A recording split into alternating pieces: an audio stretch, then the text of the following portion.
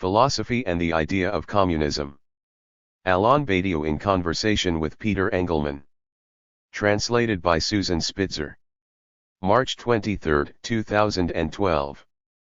Peter Engelmann. Before we turn to the specific topic of our discussion, the idea of communism in your philosophical work, I'd like to contextualize these questions in terms of both philosophy and politics. In your philosophy you develop a concept of the subject different from that of capitalist society, which views the subject reductively as a consumer and an economic competitor. The concept of the subject has a long history in philosophy, and in France there has been, as well, a theory of the death of the subject. What I'm interested in is how your concept of the subject has been inscribed in the French philosophical context since the 1960s to 1970s. Alain Badiou. I'd like to make two comments about this. First of all, my first great philosophical influence was Sartre, in the 1950s. During all my early years of studying philosophy I considered the category of the subject to be fundamental, and it was, in particular in the form of the free consciousness, as Sartre was developing it at the time. I can therefore say that, philosophically, I come from, or come out of, a philosophy dominated by the theory of the subject, with a phenomenological vocabulary.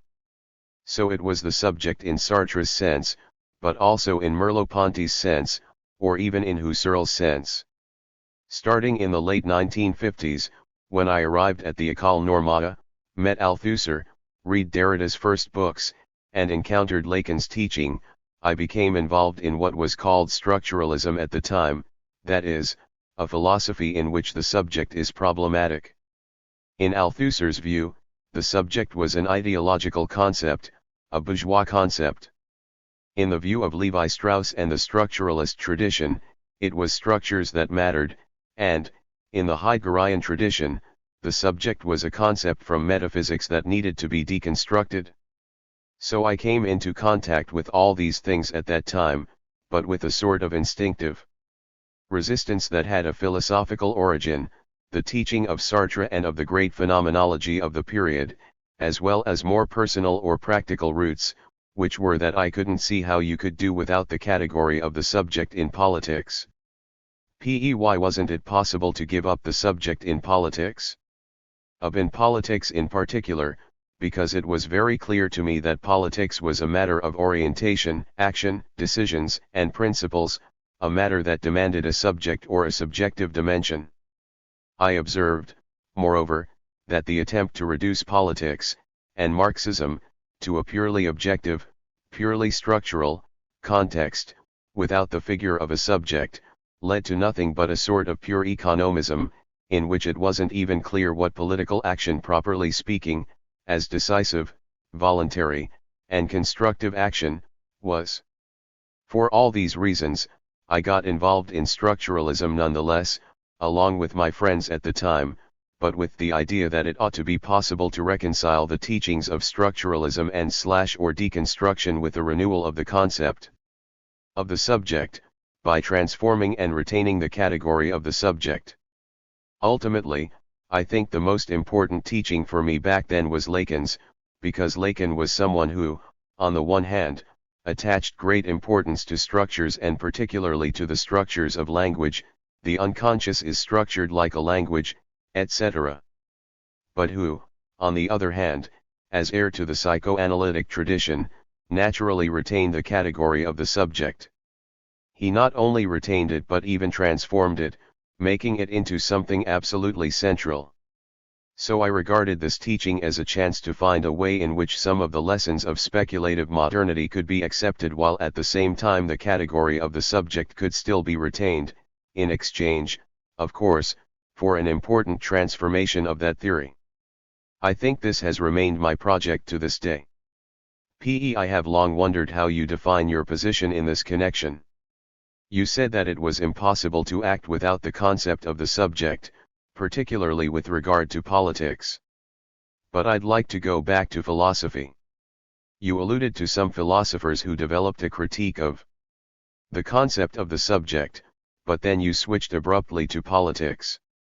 No, I simply gave politics as one example of a field of creativity and activity in which the whole problem is precisely the construction of a subject.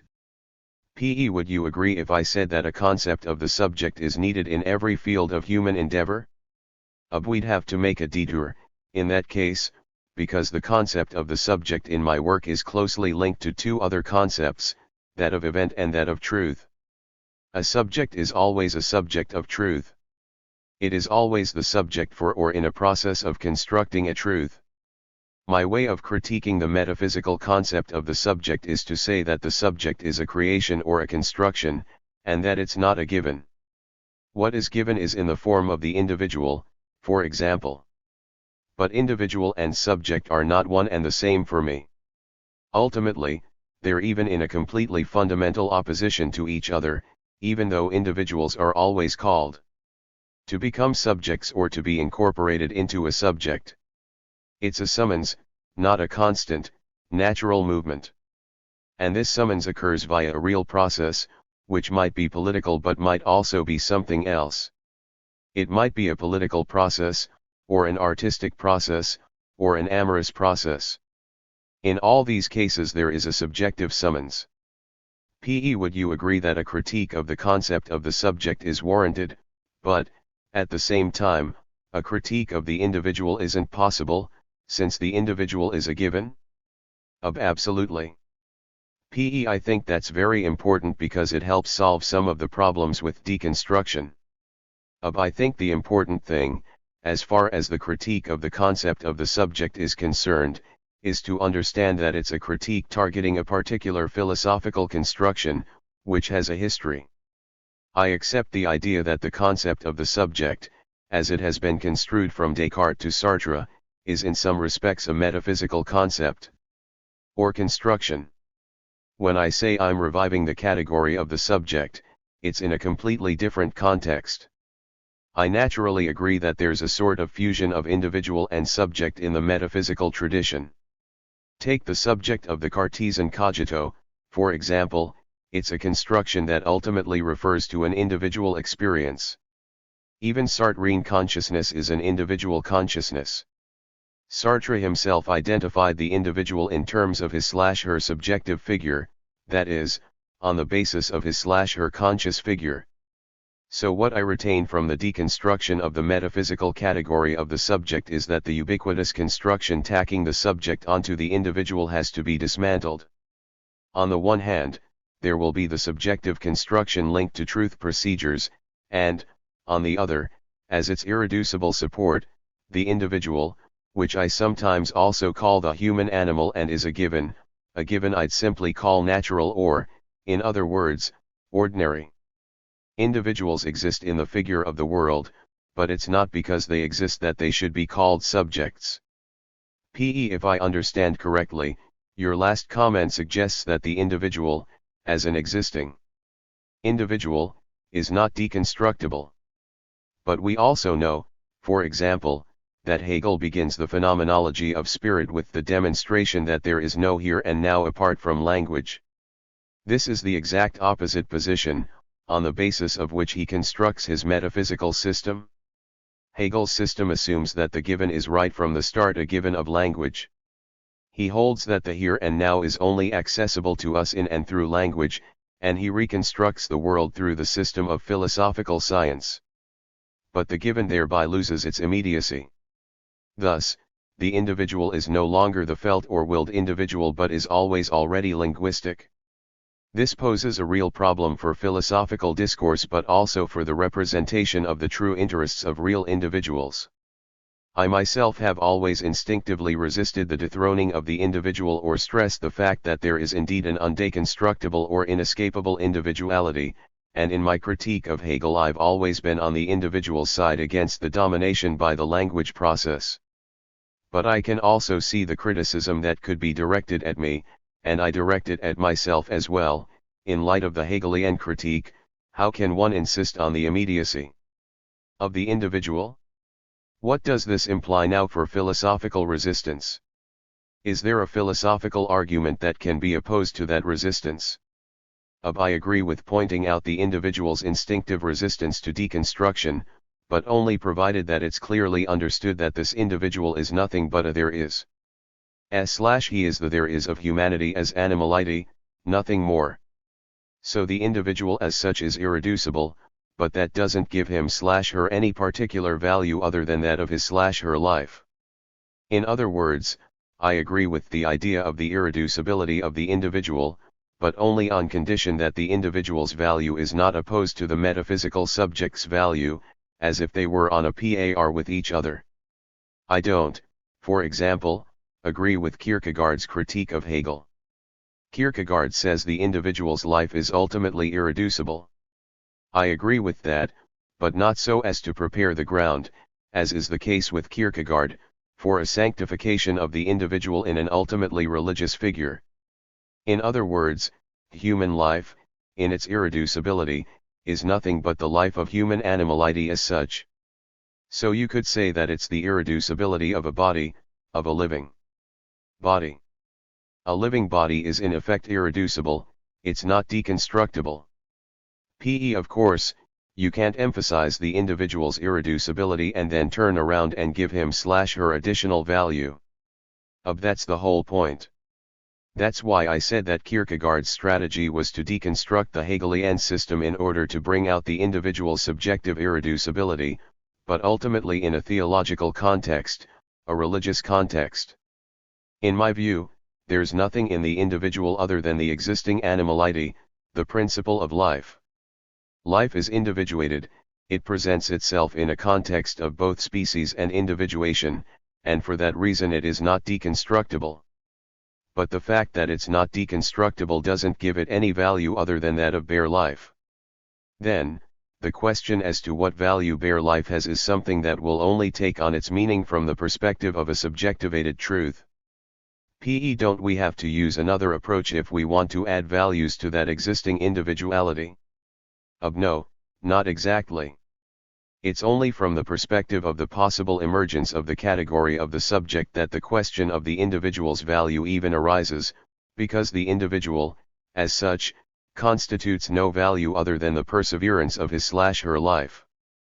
To strive to persevere in being, as Spinoza said. So the concept of the subject is the medium through which all values are thought? Yes, absolutely.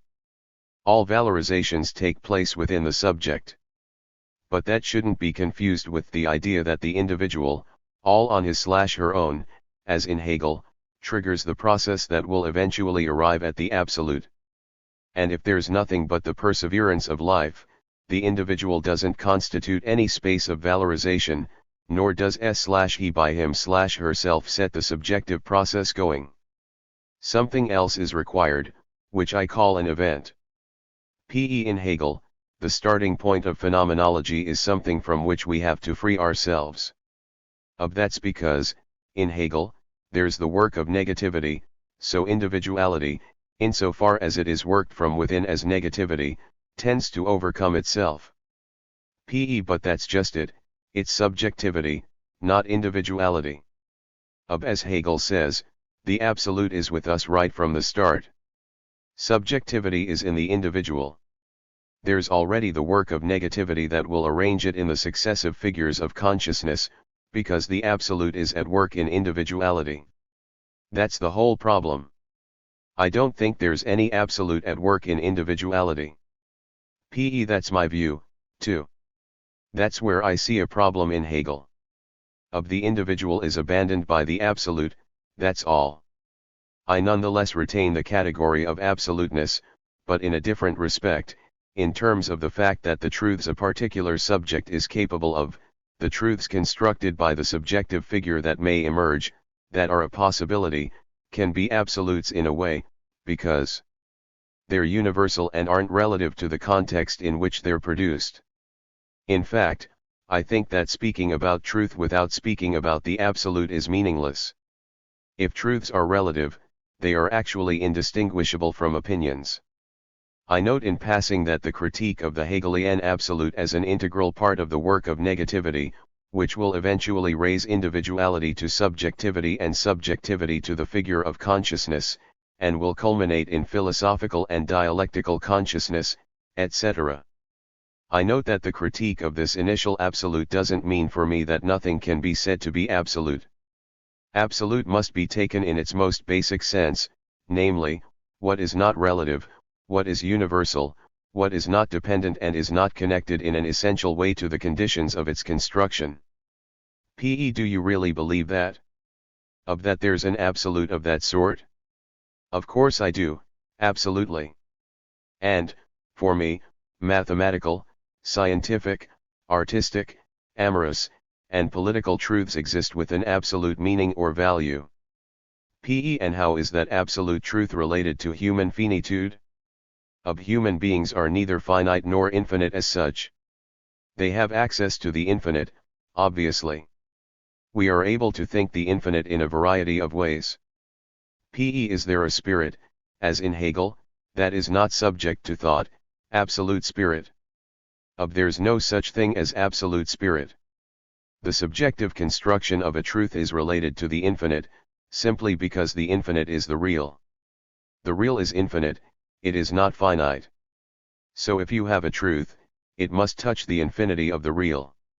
If you don't have a truth that touches the real, you don't have a framework for producing this truth and thinking it at the same time.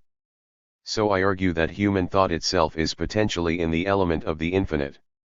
This is not a problem for me, and in my next book I intend to show that it's the finite that's problematic. How is the finite problematic for you?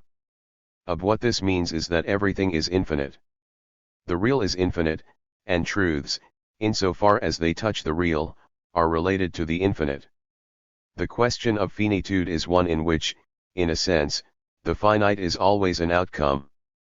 It's the infinite that's the mode of being of everything that is, and the finite, on the contrary, in the form of the work of art, for example, is a finite sampling of the infinite. It's the finite that's a product and the infinite that, on the contrary, is the given. When it comes to this issue, the tradition, which has always made finitude self-evident and the infinite something transcendent or inaccessible, must be completely reversed. I think it's the exact opposite. The issue isn't the infinite, the issue is the most basic there is. Then, how thought makes it way, or how something can be created, an idea that touches the infinite, is a different, rather complicated problem. But it's there that subjectivity emerges. You could also say, if you like, that what we call a subject is when individuals, or one individual, are summoned to the reality of the infinite. That's what a subject is. And it is summoned to the reality of the infinite by singular events that cannot be inferred from individuality. There is no natural dialectic, but that will gradually create the subjective ability to have access to the infinity of the real and to forge a path in it, a vision that will have universal significance and, in that sense, can be termed absolute. That's what the question of the absolute is. The details are pretty complicated, but the original intuitions are simple enough. The basic gesture as regards this issue is to reverse the usual scheme whereby it's infinity that is transcendentally inaccessible and finitude that is the inevitable human destiny. There are already a few hints of this sort of reversal in Descartes, who, in several of his texts, says that the infinite is actually simpler than the finite. This was an intuition he had already expressed.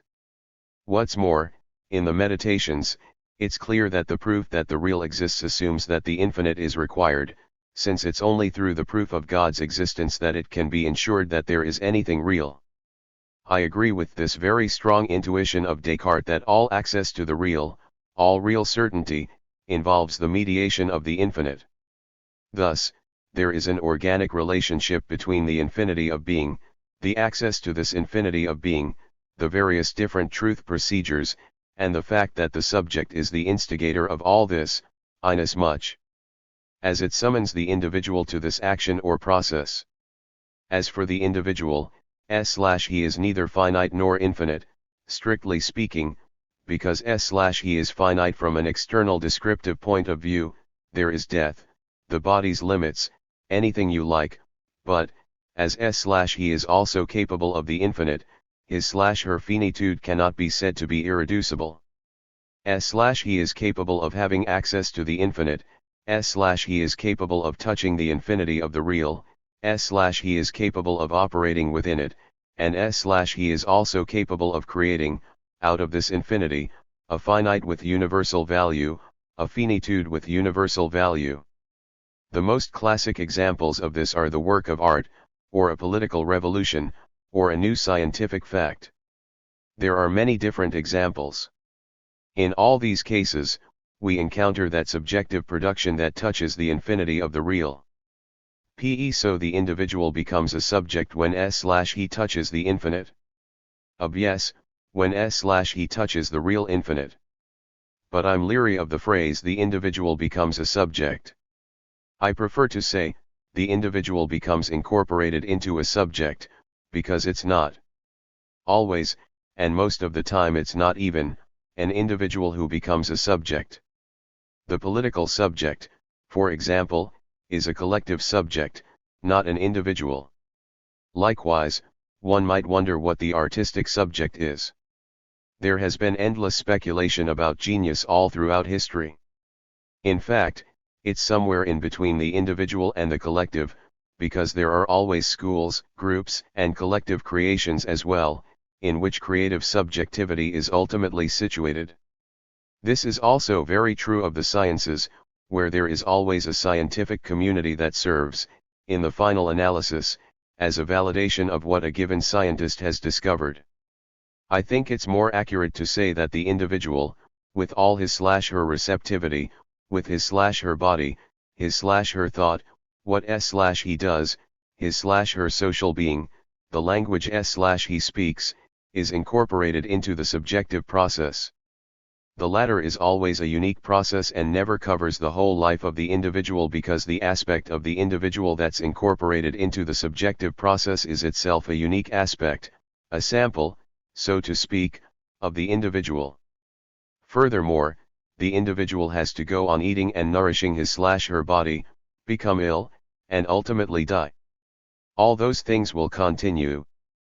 But the capacity to touch the infinite will have nonetheless been experienced through the individual's partial, sometimes transient, sometimes more permanent, incorporation into a procedure where the real infinite is touched. This means we could say, every individual can participate in the absolute.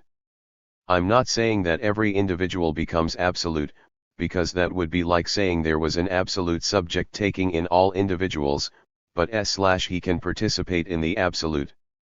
This is a possibility that's ultimately open to every individual, but that involves an element of chance. And that subject, the individual who touches the infinite, isn't targeted by deconstruction, Lacan's critique. I don't think so, because it's absolutely not subjectivity in the sense of the metaphysical or Cartesian subject or even Sartrean consciousness that's involved. It's a sort of partial possibility, which is immanent in the individual as a partial possibility and, in addition, needs an outside intervention in order to happen. That is the question of the event, i.e., the idea that something must happen in the human animal's life that opens this possibility to him/her. If you assume that that possibility can develop all by itself, you become a Hegelian again. So there's an element of chance. It is, after all, the element of limitation that I'm describing in this process, which every individual is potentially capable of. And there's a summons, the most striking example of which is the amorous encounter. You meet someone, often by chance, and even though something of the infiniteness of life may well be touched in love, chance was still necessary for the encounter to have happened. Likewise, in politics, we know very well, to take the recent example of the great uprisings in the Arab world, that, for most of the people involved, only a few days before they had no idea they had the ability to do such a thing. And there's no doubt that, at that moment, they had the feeling of touching the infinite. You only have to think about the statements they made, even if they were very basic statements, such as, "We are Egypt." What all this really means is, we touched something that surpassed us. That fact remains irreversible and absolute. Even if the whole affair didn't lead to an absolute change in terms of subjective creation, it existed for all time. Naturally, this had nothing to do with the self-development of the individual who transcends the here and now. No, it was an impetus. Deleuze said that we always think in response to an outside impetus. In his work, it was the category of the outside, and I think he was right. In my work, it's developed to some extent in the category of the figure of the event, but it's the same idea. It's the anti-Hegelian idea that, in order for the subjective elevation of the individual to really occur, something must come from outside. In Hegel, there's no such outside. No, and Hegel even tries to put everything inside. You show very clearly where the problem lies in Hegel. Does something change with Nietzsche and his image of the death of God? Nietzsche's distinctive contribution should not be underestimated. Essentially, I think his contribution comes down to asking, what might man's or humanity's creative power be? If God doesn't exist, if the God of Christianity and, more specifically, the redeeming God of Christianity, doesn't exist? If our human nature hasn't been redeemed by God, if it's reduced to itself, what is it capable of? In a way, this is the question that concerns me, too, and so I understand Nietzsche very well when it comes to this issue. In fact, we can turn to Dostoevsky, who thought that if God was dead, everything was permitted. But the contemporary mindset is actually a lot more like, if God is dead, nothing is permitted. What's more, if God is dead, we aren't capable of anything, we have to be content with what there is. I think there's actually a sort of negative atheism holding sway over Western societies, which amounts to saying that we will in fact do without God, but, by the same token, we'll do without everything that went along with him, the absolute, subjective salvation, the capacity to do and desire the good, mysticism. All those things will disappear, and, ultimately, without God, the point is just to live as comfortably as possible. There is, moreover, a possible answer to Nietzsche's question, an answer he himself didn't provide, which is, if God is dead, let's stop longing for the absolute. God is dead, the absolute has no purpose, there are no truths, there are only opinions. The pursuit of material happiness is humanity's sole raison d'être, so let's just be content with what we have. That is really what the dominant thinking is today. It's actually the nihilistic lesson drawn from the hypothesis. That's why, when Dostoevsky says if God is dead, everything is permitted, in a way, that everything is very small. Everything is permitted, but everything's not a whole lot. Some interpretations of the death of God are actually a way of reducing human possibilities to the pleasantest material survival possible, period. But that wasn't Nietzsche's answer. Does that interpretation imply that we're dealing with a restriction of human possibilities, and human capabilities, too, in the sphere of ethics, work, and social life? Absolutely. Human beings are declared to be capable of very little. For example, the idea of committing oneself completely to something is absurd, sacrifice is a horrible idea, and so on. It's very clear that the real problem raised by Dostoevsky's dictum is, what is everything? Indeed, you realize that it's practically nothing, it's only the human animal's perseverance in life. That's it. You have to make do with that. Nietzsche's greatness, I believe, is not to have adopted this nihilistic way at all, even though he clearly saw that there was a possibility of nihilism. He tried to combat that nihilism by saying that, in spite of everything, man is capable of overcoming man. That's what the Overman is all about. The Overman can doubtless be understood in the fascistic way as a kind of nationalistic heroism. But it can also be understood as something positive. How can it be understood as something positive? How do you see the positive in the Overman? Yes, the Overman can mean that, under the conditions of the death of God, man can go beyond himself, i.e., maintain his capacity, his openness, and so on. I think there's still a tendency in Nietzsche, I don't know what to call it, a biological tendency, after all. Biological because it consists in trying to extract from life itself, from the human animal's life, something that's in the regime of power. This is a current of thought that has continued up to Deleuze today, by way of Bergson. In my view, the individual can be diverted from his/her purely animal existence by an outside event that will propel him/her in the direction of a truth procedure, and this will allow him/her to touch the infinity of being. By contrast, in Nietzsche's view, as in Deleuze's, human beings can find an opportunity for creativity in the force of animal life itself. This is the idea that life is ultimately always more powerful than individuation, that it is more powerful than the individual, that the living individual possesses, in life, something more powerful than him/herself. I don't believe any such thing. I think this is, oddly enough, a biologized Hegelianism, namely that the individual possesses the absolute within him/herself, in the figure of the absolute of life. I don't believe that the force of life can be summoned as an immanent capacity for overcoming individuality. I've always found that this Nietzschean or Deleuzian view of things, which regards itself as the exact opposite of Hegel, wasn't as opposite to him as all that, because, when all is said and done, it, too, meant that the absolute is with us.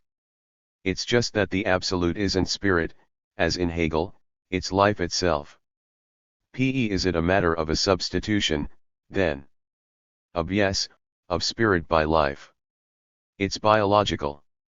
And it is what will lead to the Overman. In any case, that's my final verdict on Nietzsche. The original question was a very compelling one, in my opinion. The temptation to seek a solution in the life force seems misguided to me, though, because, in my view, the life force is actually utterly blind. It's not a force that truly orients one toward anything. It's a force that is the force of its own self-perpetuation, but at the level of its immanent capacity. What about Marx? Marx was a philosopher. He was Hegelian. There was that thesis of Feuerbach's that turned the Hegelian dialectic on its head. Is that a case of switching from one principle to another, as you said a moment ago about Nietzsche? Of that temptation can be found in Marx, of course. It was a temptation that I'd say was typical of the 19th century, moreover. And can also be found, this betokens a certain interpretation of Darwin, in some of the interpretations that were given of Freud and psychoanalysis. There was a certain positivistic, 19th century hopefulness in all these major writers. But what I want to say about Marx is that there are actually three different Marxes, three things that don't mesh all together seamlessly in him. There's the legacy of Hegelian philosophy, the dialectic, and this dialectic is mainly conceived of as an objective one, that is, as a development of contradictions. This is the Marx who constructed a philosophy of history, actually, an expansive vision of the movement of history. Is Marx's history of philosophy actually Hegel's? Absolutely. There's a substitution of materialism for the Hegelian vision of the history of philosophy, which is marked by a considerable element of necessity. The successive stages follow on from one another in a necessary way. There's the transition from feudalism to capitalism and, prior to that, the transition from slavery to feudalism. This is the Marx I'd call a philosopher of history. Right, he uses Hegelian logic. Exactly. So, as I was saying, there's a first Marx, who's the most Hegelian one, with a grand vision of history. Then, in my opinion, there's a completely different Marx, who really attempts to construct a science of society along with a theory of society's real functioning. As he himself said, this theory doesn't derive from the philosophy of history but from English political economy. It doesn't come from Hegel but from Ricardo. As is well known, Marx devoted almost all his time to writing Capital, which he never finished, moreover, and which is based on extremely detailed, extremely analytical scientific research, in which the Hegelian dialectic ultimately plays only a minor role. I'm not saying it disappeared completely, but it doesn't play a major role. The leading role is played by the analysis of the mechanisms of surplus value and its redistribution. P.E. But without the immanent logic of the philosophy of history. Of the immanent logic of the mechanisms of surplus value and its redistribution is a logic of function. P.E. Isn't it a logic of crisis? It's more of a functional logic, in the final analysis. P.E. But one that leads to crisis in the third book of Capital. But the theory of cyclical crises isn't something Marx invented either. The idea that the mechanisms of capitalist society produce cyclical crises of overproduction can already be found in Adam Smith. This is a Marx who was intent on discovering the laws of capital's functioning and providing an analytical overview of them. I don't think this Marx was dialectical at all, he was analytical. There's not a shadow of a doubt that this is a Marx who was absolutely driven by the ideal of science, of positivist science. P.E. What did this analytical Marx add to Smith? What he added were conclusions he drew from the fact that the absolute crux of the matter was surplus value, the analytical and normative conclusions he drew from the fact that, when all is said and done, the basic law is to maintain at all costs the rate of profit. This would explain the various vicissitudes of social and political organization. So he introduced some significant new ideas, even as compared with Ricardo, but they were in the same spirit. And this Marx was a great 19th century scientist. And then there's a third Marx, who was a man of politics. This is the Marx who was the founder of the International, speaking out on specific episodes of class struggle in France, waging extremely complicated battles against the anarchists, against Proudhon, and so on. And this Marx used the two other Marxes when necessary, and he used the philosophy of history when he needed to. Naturally, he also used the debate over the science of economics, but the aim he pursued was an aim of a third type. The first type was the great aim to provide a sort of general framework for the evolution of history, the second was to provide an extremely precise analytics of the mechanisms of contemporary society, and the third was to create a tool for revolution, something that could actively contribute to the overthrow of the established order. This, after all, is the Marx who started out as a revolutionary in Germany. This Marx initiated something else yet again. I think that there is always a question in the Marxist tradition as to which Marx the various different Marxists are mainly referring to. It depends on the time, the period, the people, and even the texts that are being used. The texts that were kept hidden, that were banned, play a big part. In the French Communist Party milieu, for 30 years, people weren't allowed to read the manuscripts of 1844. They were banned. They were regarded as Hegelian texts. Indeed, as you can see when you read them, the manuscripts of 1844 are texts that attempt to combine Marx 1 and 2 and ultimately to deposit that combination into Marx 3, that is, to make the proletariat the historical subject that enables the philosophy of history and the analytical vision of capitalism to be melded together. All of this is to say that Marx is a very fascinating, very interesting reference for me on account of this very complexity, since, at bottom, Marx is someone who attempted to produce a theory of the revolutionary subject in a context dominated by a structural dialectic, that is, in a context that did not automatically lend itself to the issue of the creation of a new political subject. So there was something like a conflict within Marx himself, a conflict that had to do with using either analytical or dialectical materials, depending on whether he was dealing with economics or with history, for purposes that, all things considered, he cared deeply about and whose aim was the construction and organized emergence of a new political subject. When Althusser said there was ultimately no theory of the subject in Marx, it's because it can't be found in Capital. If you read Capital, you're not going to find the new political subject. As we know, Marx stopped writing Capital when he got to the concept of classes. He was still far from dealing with the political subject. So the political subject can't be garnered from Capital. It can, however, be used in the context of the construction of the subject. I think Marx already represented a first attempt to ask how a structural analytics could be combined with the dialectic in such a way that it makes possible or sheds light on the question of the subject. That's why I'm so attuned to it, since I'd say that this is the problem that concerns me, too. How can I practice the most rigorous formal mathematics in such a way that it can ultimately be used for the question of the subject? That was already what Marx was attempting to do, and in some respects it was what Freud was attempting to do, too, as Lacan has clearly shown. In Freud there is also a theory, a very strong analytical bent, and thermodynamic models to explain the unconscious. He was a die-hard positivist, as was Marx, in fact, and as were all the 19th century thinkers, but, in the end, what nevertheless emerged from this was a new vision of the human subject. It was an unprecedented vision of the human subject, as Lacan later showed. When you come right down to it, they were dealing with the problem of having to push the structural analysis to the point where its truth itself required there to be something like a subject.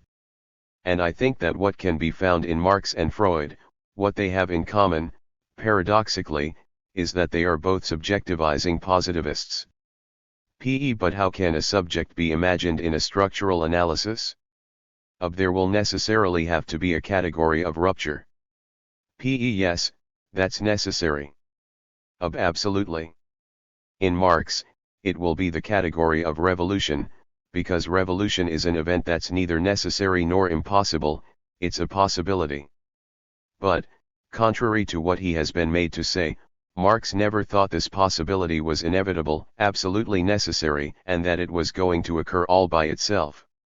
He wouldn't have spent all his time building an international under extremely difficult circumstances if he had thought as much.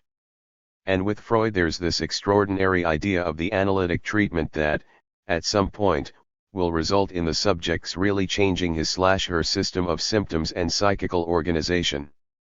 In my more philosophical system it's the category of the event that encompasses all this, namely, this outside impetus, which, at some point, disrupts what the analytic has revealed. It's just that, to really understand the rupture, you also need to hold on to the analytic, because the rupture is the rupture of that structure, of that analytic, and it will preserve some particular features of it. In other words, the intelligibility of the rupture's consequences still requires you to bear in mind and have an understanding of the structure that was affected by the rupture. I think these are precisely the problems of revolutionary Marxism. How, under conditions of revolution, rupture, and so on, can the analytical and dialectical rigor of the previous analyses still be preserved? Because even though there's of course a rupture, the problem, which Marx moreover clearly envisaged when he analyzed the situations in France, is that no rupture is total. The rupture always occurs at one particular point, which may possibly spread out, but it always occurs at one particular point.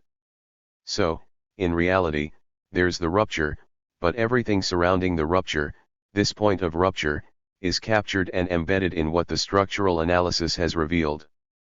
One can wonder, then, if there's a logic leading to the description of the revolutionary subject, whose definition would derive from these two activities, the analytical one and the dialectical one, and all of whose components Marx brought to bear in his political work. I think the subject's nature is actually only experienced or partly revealed retrospectively. The subject is the very movement whereby the consequences of the eventual rupture are drawn, in an intellectual, mental, etc., context, which is found in the situation. As regards the communist movement, it is clear that the subject elucidates the consequences of a revolutionary rupture by using dialectical philosophy, the analytic of capital, a vision of the history of humanity, the examples provided by earlier revolutions and insurrections, and so on.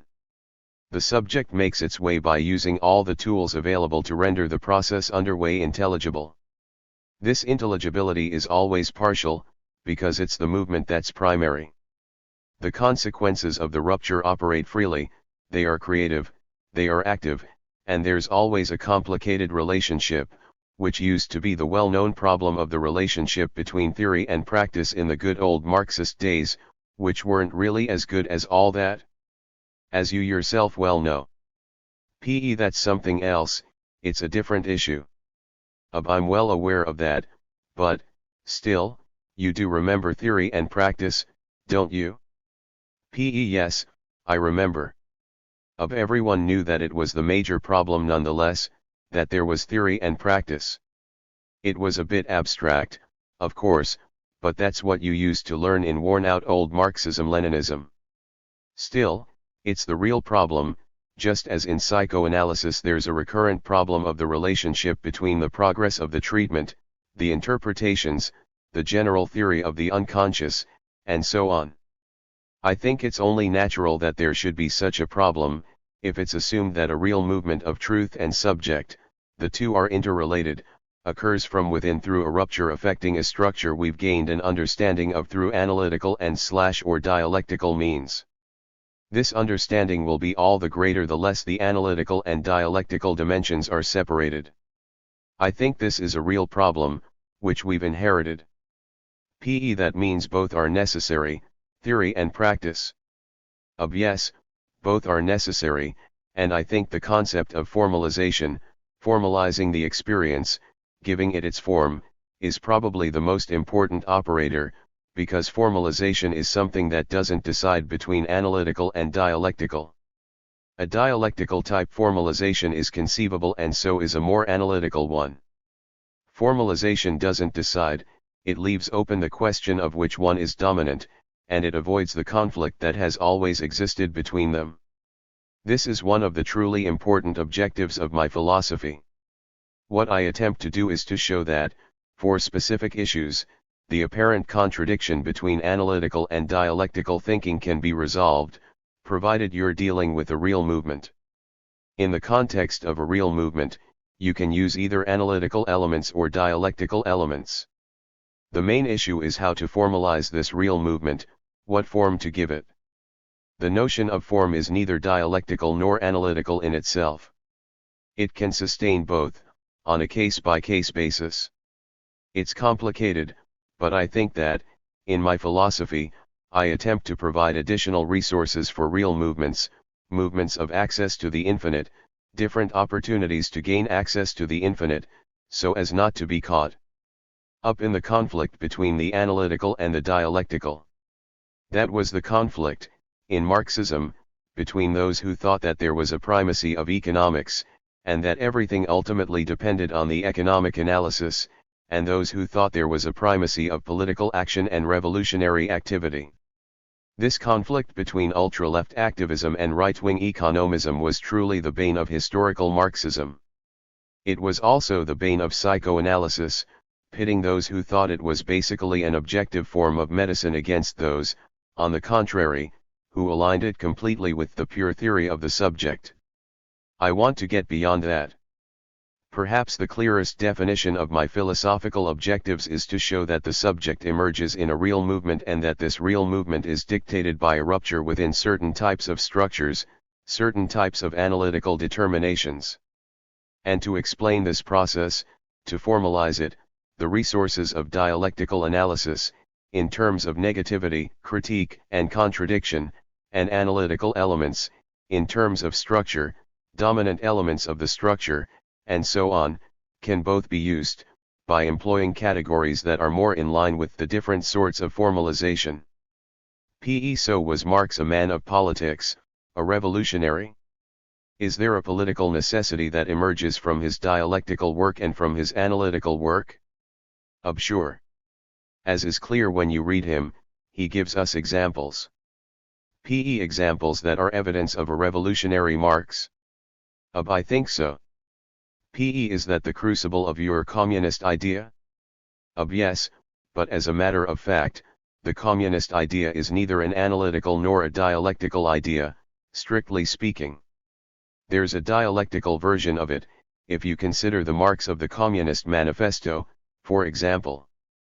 Is there a disconnect between dialectical and analytical work and the communist idea? What's the relationship between them? In my view, the communist idea is the very example of an idea whose use is that of formalizing the real movement.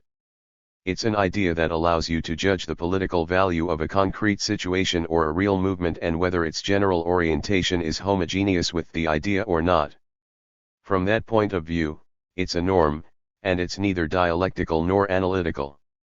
It's dialectical if you align communism with the philosophy of history, if you say that communism is the inevitable goal, the inevitable purpose of the movement of history from primitive societies to the present day, if it's understood as a category of the philosophy of history. But if you say that communism is the necessary, positive outcome that has gradually been created by capitalism itself and that there will be either communism or barbarism, either a catastrophe for the life of humanity or communism, you're connecting communism to the analytical element, i.e., you're linking it to the crises of capitalism. From that point of view, communism is something that serves to formalize the real movement, to indicate that the real movement is geared more towards the communist idea. You're not forced to choose between analytical and dialectical, that's the advantage. I think it's a formal idea in a twofold sense, owing to the fact that it makes it possible to identify the general form of the current political movement, and in the sense that it's also normative. This means it allows you to judge or valorize certain situations over others, or certain tendencies within the situations over other tendencies. Marx moreover used the idea of communism this way in his most synthetic texts, those in which formalization is at work, in which he analyzed concrete political situations, such as the Paris Commune, class struggle in France, or the final episodes of the political struggle in Russia.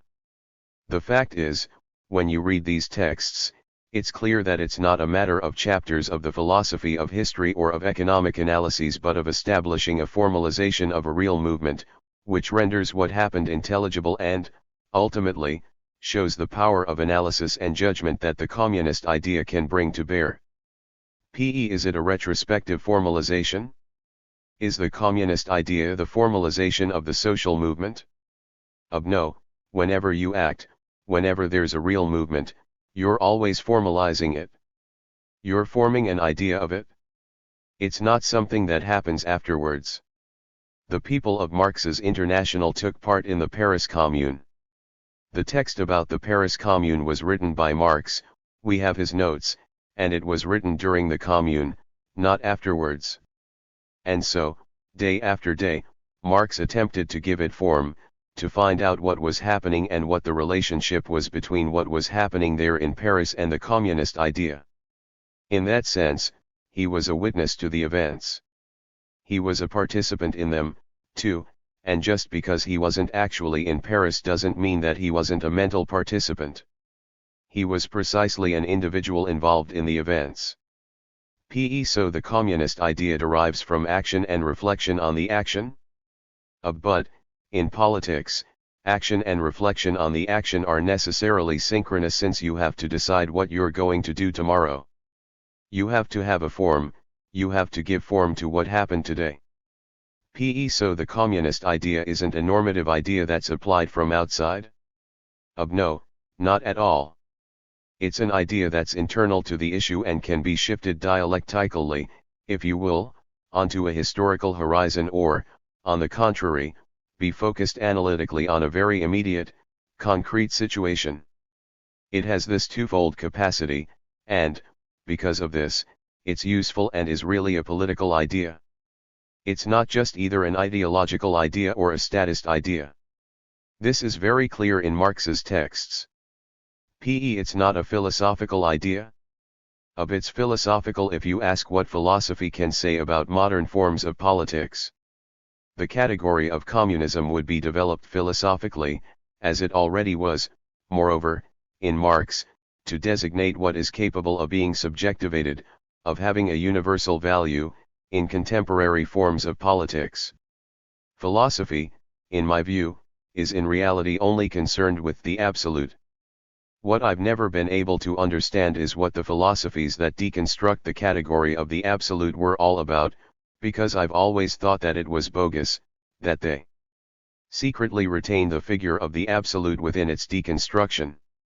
Thus, what will be of interest to philosophy when it provides political examples, communism will be one of their possible names but not the only one, is precisely everything in politics that has to do with the emancipation of humanity as a whole, and hence the possibility that something about collective life has a universal value.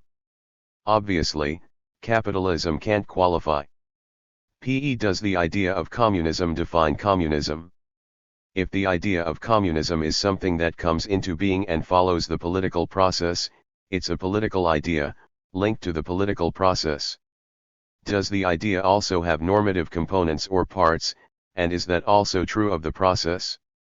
It's important to understand that, as a formalization procedure, it only operates in the context of the implementation of analytical and dialectical categories.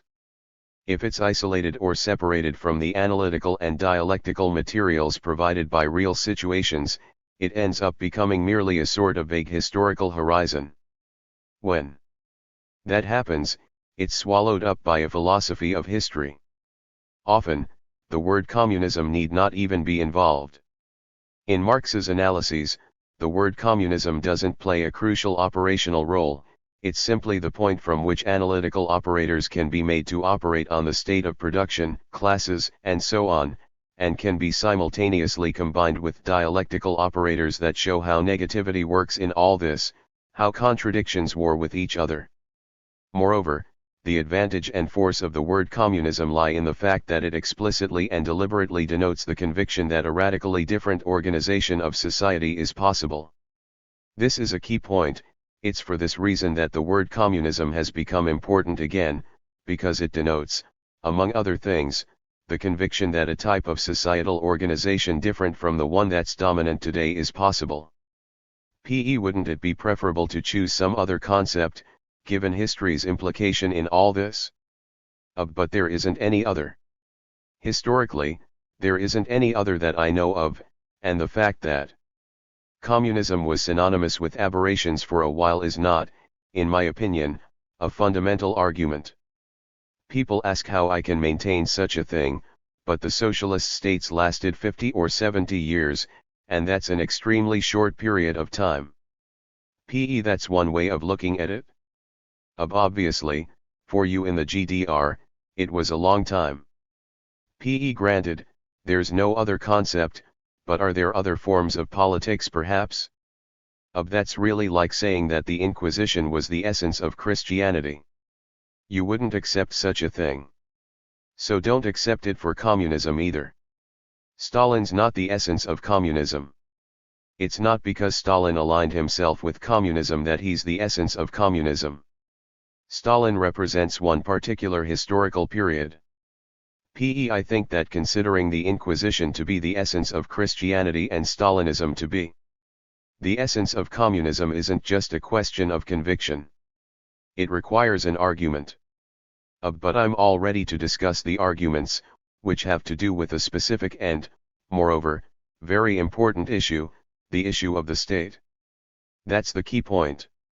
Initially, we're not dealing with a simple relationship between ideology, politics, movement, truth, and so on.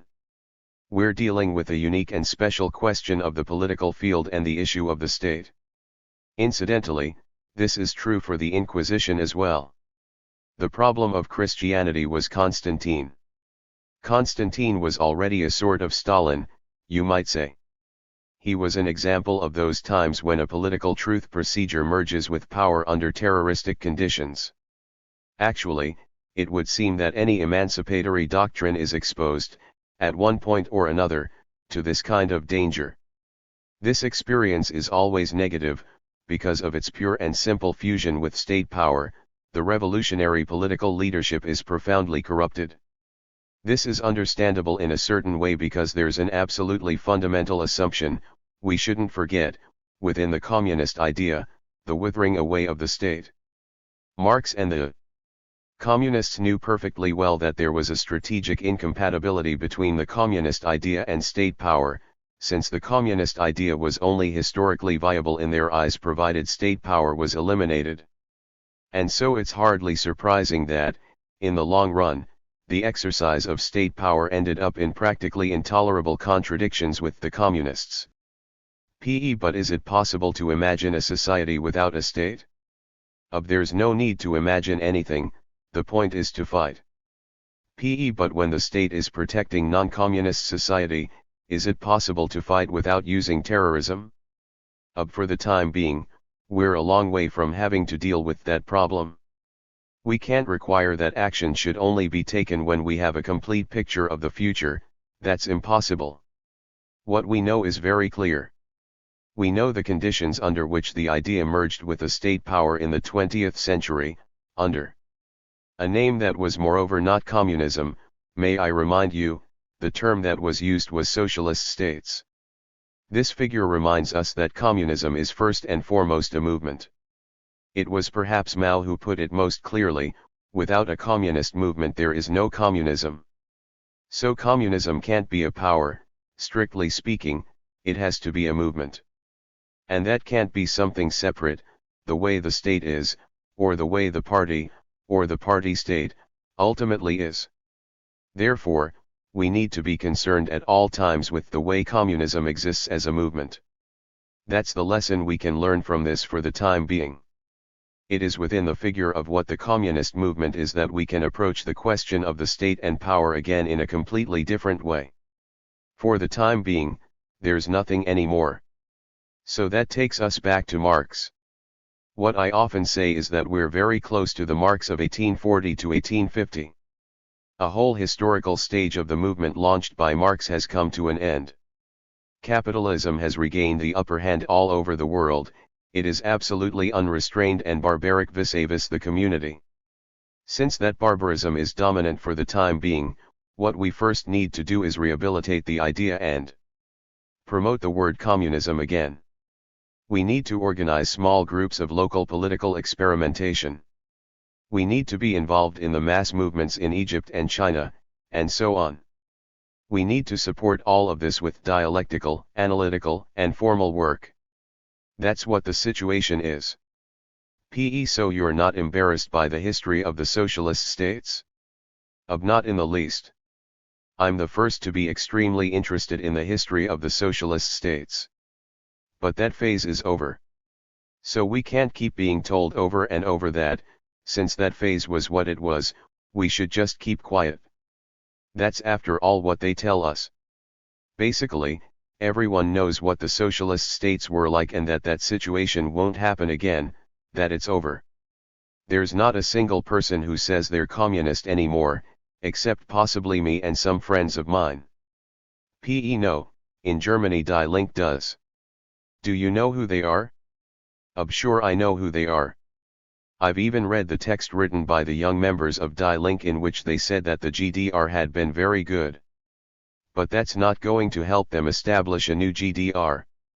Besides, just between us, it took the Soviet army, first and foremost, to establish the GDR. True enough. A foreign army shouldn't be used to establish anything, and a foreign army should especially not be used to establish democracy anywhere. Speaking of democracy, in a conversation with Slavoj Zizek that was published under the title Philosophy in the Present, you said that everyone criticizes capitalism, that it's easy to do but it's not enough, and it's much more important to be concerned with the notion of democracy. In that context, what did you mean by that? Could you be more specific? I think that what we call democracy is simply the organization of the power of the dominant hegemony. It's the process that legitimizes or establishes domination. We have to stop concerning ourselves with it. It's the politics of the established order. The politics existing under the name of democracy isn't democratic at all. Do people have any power? No, as everyone is well aware, they have no power today, absolutely none. The people who do have power are, as we all know, the bankers and the politicians who are in cahoots with them. So we need to organize totally different kinds of political experiments and, to that end, it's not enough just to complain that capitalism is evil. That's not going to create new political organizations and experiments. Everyone complains that capitalism is evil, but then, as soon as elections are held, they go and vote for the established order. Can you imagine other kinds of political forms of democracy, under capitalism? Democracies are dominant in the capitalist countries. PE in Germany, for example, there are institutions aimed at protecting human rights. Yes, okay.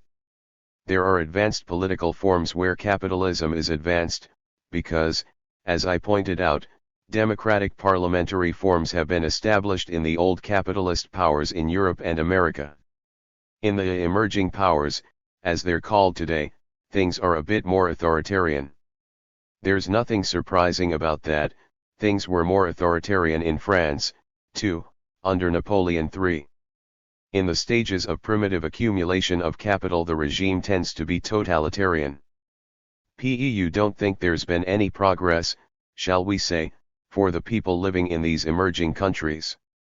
Of progress, now, as far as I'm concerned, is in the future. I see no reason to fight for China to be democratic. I couldn't care less. It will become democratic all by itself when it's rich enough, that's all.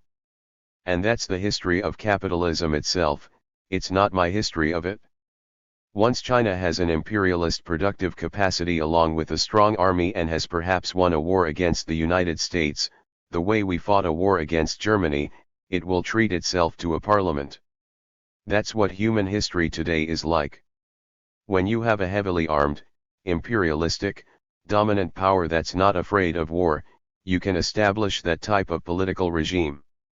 In reality, what we call democracy is the system of government that's suited to the most developed forms of contemporary capitalism. But it still makes a difference to people whether they live in China or not, doesn't it? Of course it makes a difference. Isn't there a case for improving people's situation there? Just because it makes a difference doesn't mean that capitalism in the West is a norm. Imperialist capitalism is still a form of capitalism. In recent times, the Americans have killed more people than the Chinese have, in Iraq, for example. So this shouldn't be seen through rose-colored glasses. The imperialist powers are the ones that have powerful armies. They openly loot Africa, they're predators, and they use that to buy off a portion of public opinion in their countries. So there's nothing surprising about it. There's nothing really of interest to me about it. None of that points society in an egalitarian direction, a communitarian direction. There's nothing that's related to the communist idea. What's more, I think it's a pathology. A pathology? I think capitalism is pathological. It's utterly outrageous that such enormous amounts of wealth are grabbed up by a very small continent. It's a pathology, a disease. Ultimately, everyone thinks that China is getting sicker and sicker and that it will become a great power under the conditions of what we already know to be the essence of the great powers. So China's development is of no intellectual interest to me, it's all mapped out. China will become an imperialistic, nuclear power, dominating the world market and looting Africa, it has already begun to do so. And later it will become a place of big alliances with an affluent middle class. It will bring in immigrants, Africans, for example. I'm not interested in a world that is solely focused on wanting that country to be like us. That's completely wrong. There's no reason to want everyone else to become like us. I can understand that argument, but there's a difference between us that comes from the difference between our lives. I, for example, have lived in a country where I've experienced what it's like to have no legal means to protect myself as a free citizen. Because of that, I can appreciate when there's a difference and some progress. Everything I do now, I'm able to do thanks to the fact that I broke out of prison and escaped from that non-capitalist political system. That difference does exist. I agree that living in France is completely different from living in Cameroon, or in East Germany back then. Besides, many Cameroonians feel the same way, and they've come here to live, just to be able to live. But even if capitalism is a historical stage of production, in terms of the basic norms of thought it's a pathology, even if a pleasant one, pleasant for those who live within it.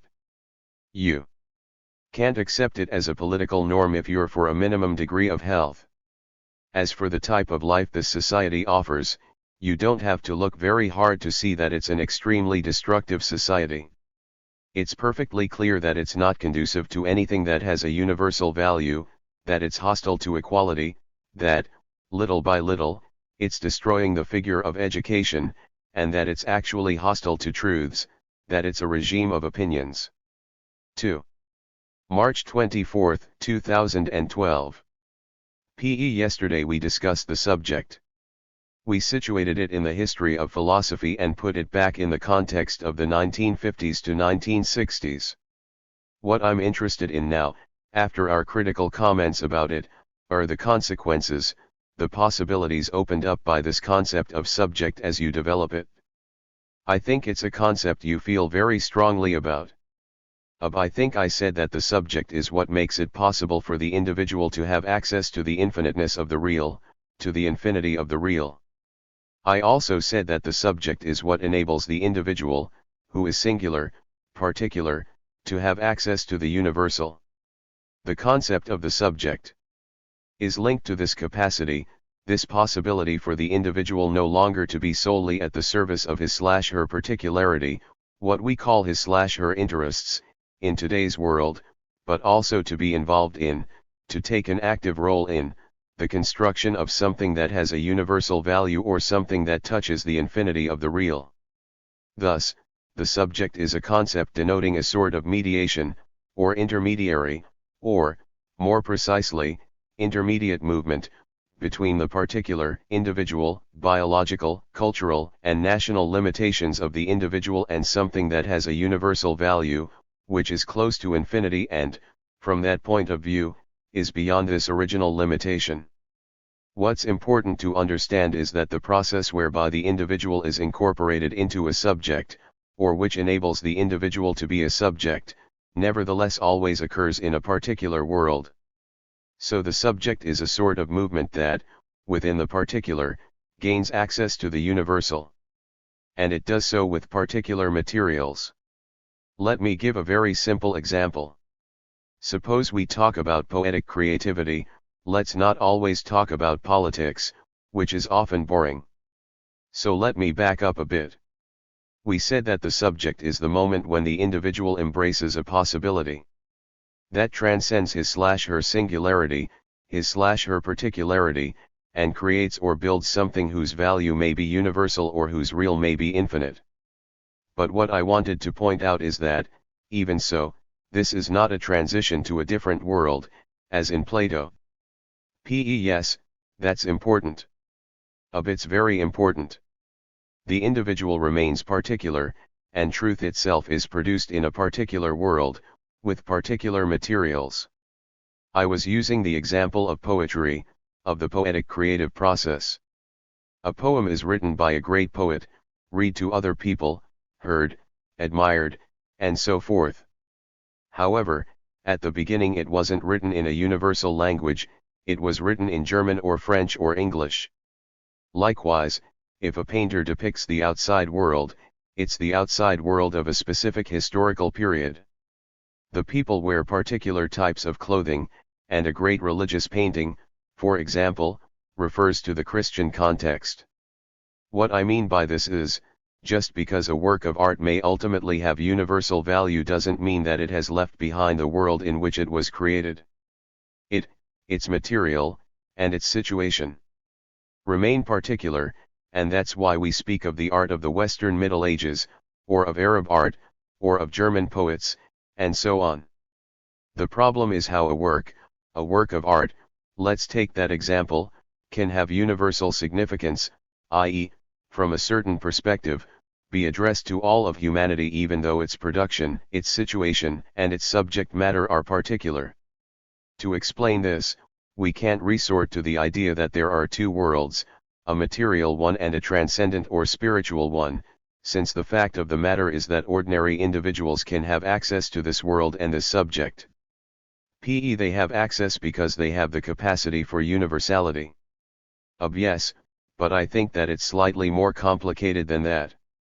How is it that a great poem, written in German, for example, can be perceived by a French person as a poem with universal power even though it has been translated, transformed, and so on? I don't know German and yet I know that Hölderlin is a great poet, and I know this because I've read Hölderlin's poems in French.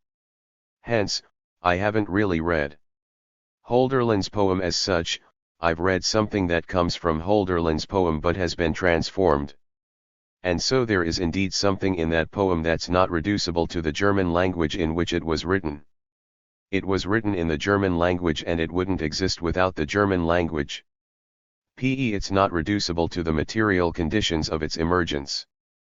To explain this point, we obviously have to go back to the notion of rupture that we talked about last time. In fact, a great work of art, an invention, a creation, is something that, within particular conditions, necessarily transcends those particular conditions. This is what I've called an immanent exception. It's an exception that's internal, it's not an external exception. And so if particular works are capable of having a universal value, it's because they are not entirely reducible to the particular conditions of their creation but are also an immanent exception within these conditions. They therefore reveal not just the concrete conditions of their existence but also a rupture within these conditions. So they're actually also events, they're not just internal particularities. Something in them is at variance with the material conditions of their emergence. If it were otherwise we wouldn't understand. This is a question Marx poses in the preface to the Grundriss, I believe, why we are moved by Greek tragedies, or why we find Greek mythology so fascinating, when it was a society completely different from our own. And, as is well known, Marx says, what are Zeus' lightning bolts, after all, compared with our cannons, with our steam engines, with electricity? And, in my opinion, he gives a wrong answer to what, for him, is a genuine question, because if human consciousness is the product of social conditions, then it's hard to understand why Greek tragedy is so powerful. That's a question, a genuine question. And he answers it by saying that it's because we're always attuned to our childhood, and the Greek world is the childhood of humanity. That's a weak answer, as we clearly sense. Marx himself probably knew it was weak, that's why he asked the question. I think we need to see that there is indeed something universal in the Greek tragedies, which means something other than the fact of our being in the historical context of their production. We're not citizens of Athens, we certainly don't think the same way as a citizen of Athens did. It's just that we're moved by Antigone or by Oedipus Rex because there's something in Antigone and Oedipus Rex that's an immanent exception to Greek culture in its strict particularity. So we'll call creation, generally speaking, this immanent exception, this possibility of the immanent exception, which moreover accounts for the fact that a lot of Greek things won't really move us while others will move us because they were already, in their own time, out of sync, like an event within the world as it was. So, to return to your question, the subject's potential is this, the immanent exception, the possibility for an individual to participate in an immanent exception and consequently no longer to be a pure and simple product of his/her own concrete conditions, his/her own family, background, education. He is all of those things. In a sense, he is really all of those things, but he also has the possibility, from within them all, to become involved in a process that's a little different. A very simple example I already gave, which takes us back to politics, is, as everyone could see at the time of the Arab uprisings, that there were people involved who had no idea that they were capable of anything of the sort. A Cairo shopkeeper, minding his own business, suddenly became an actor in history. For anyone who knew Cairo, it was hard to imagine such a thing. Exactly, it was unexpected. However much the situation in Egypt is analyzed, the fact is, something like that can't be predicted. It happened in actual fact, but it's not true that it had to happen, and yet everyone knows that it really did happen.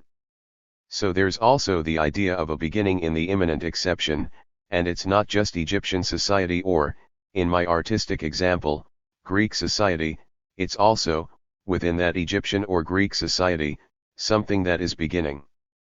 That beginning may not last, but it's not just a result of the past, it's also a pure present, a radical beginning, a beginning that can't be inferred from the past. Is there an analogy between a beginning like that in society and the beginning that occurs in the creative subject? It's the same thing, there's that evental beginning. And what will happen to the subject is that it will be caught up in the event, the beginning. It will be taken over by the beginning. Instead of remaining what it is in its social conditions, it will take part in, be summoned by, the event, as if something were beginning.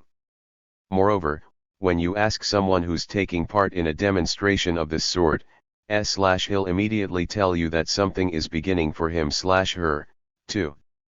People always say, I would never have believed I could do such a thing. It's a new world that's beginning. Ultimately, every great universal work is in its own way a beginning. That's why we can begin with it. We don't have to know everything about Greek society or live in Greek society or believe in the Greek gods to be moved by Oedipus Rex or Antigone.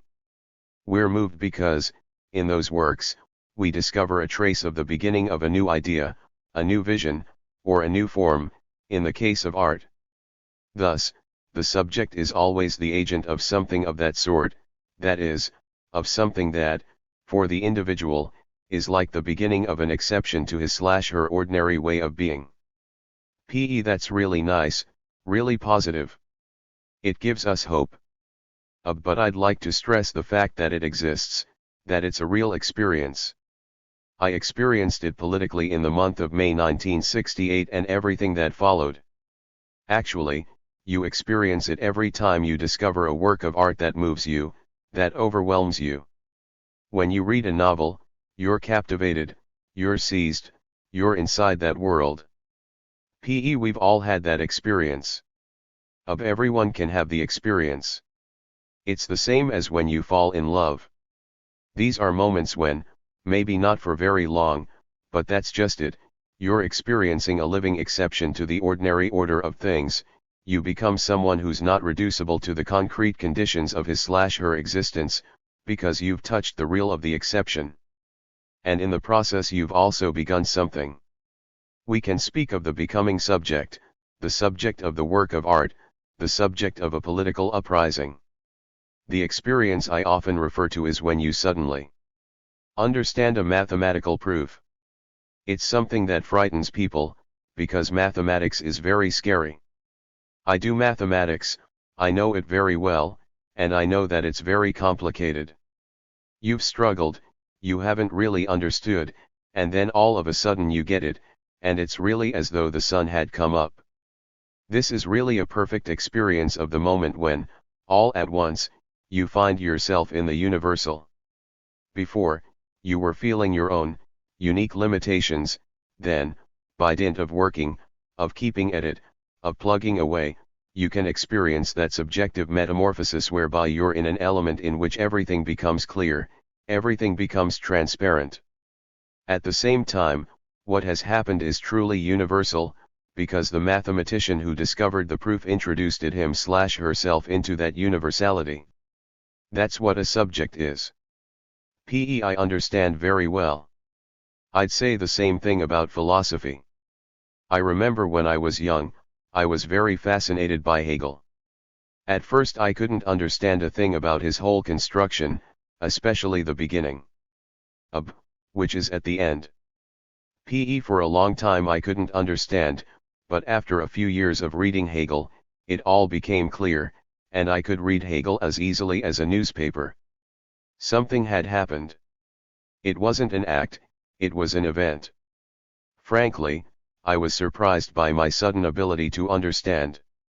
That's right, and I think we have to say that that possibility, since you were talking about potentiality, is what it means to be progressive.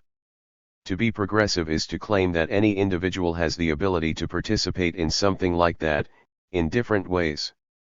The amorous, or scientific, or artistic, or political ways are different from one another, they have different conditions.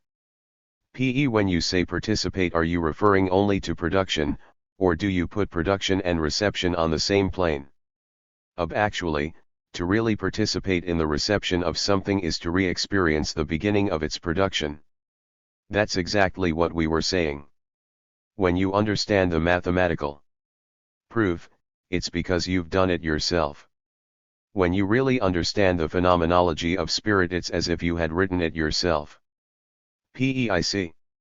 That's really nice.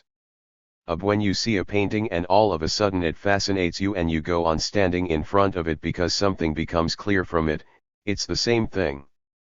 The painter is speaking to us, he's right beside us, and we are beginning something with him/her. Now, of course, creation sometimes has something more intense, more particular, about it, but I think reception and creation absolutely have to be brought into line with each other. It's important to understand that the experience of reception of the universal is also an experience in which the subject enters the universal.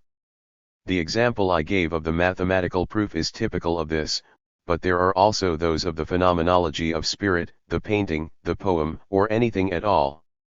And that's why this possibility is open to everyone, exactly, in fact, like the way students, shopkeepers, workers, and so on all found themselves on Tahrir Square in Cairo and had the profound feeling of their equality at that moment.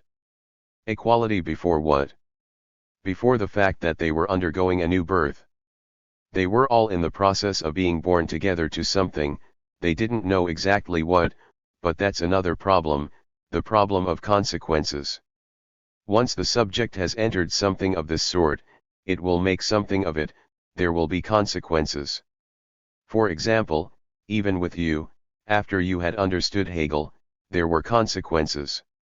There are consequences, including the fact that one begins to have doubts. I'm only talking about the moment that's a new beginning. Hegel will lead to something else afterwards. Hegel is there, he's in your mind, and you'll work with him, or maybe against him at some point, but working against him or with him comes to the same in the end. But what about participating in something universally negative? I'm thinking of the Nazi era, for example. It should be noted that there was something objectively anti-universal in Nazi ideology, that was the whole point, after all. Nazism was the promotion of German particularity as such.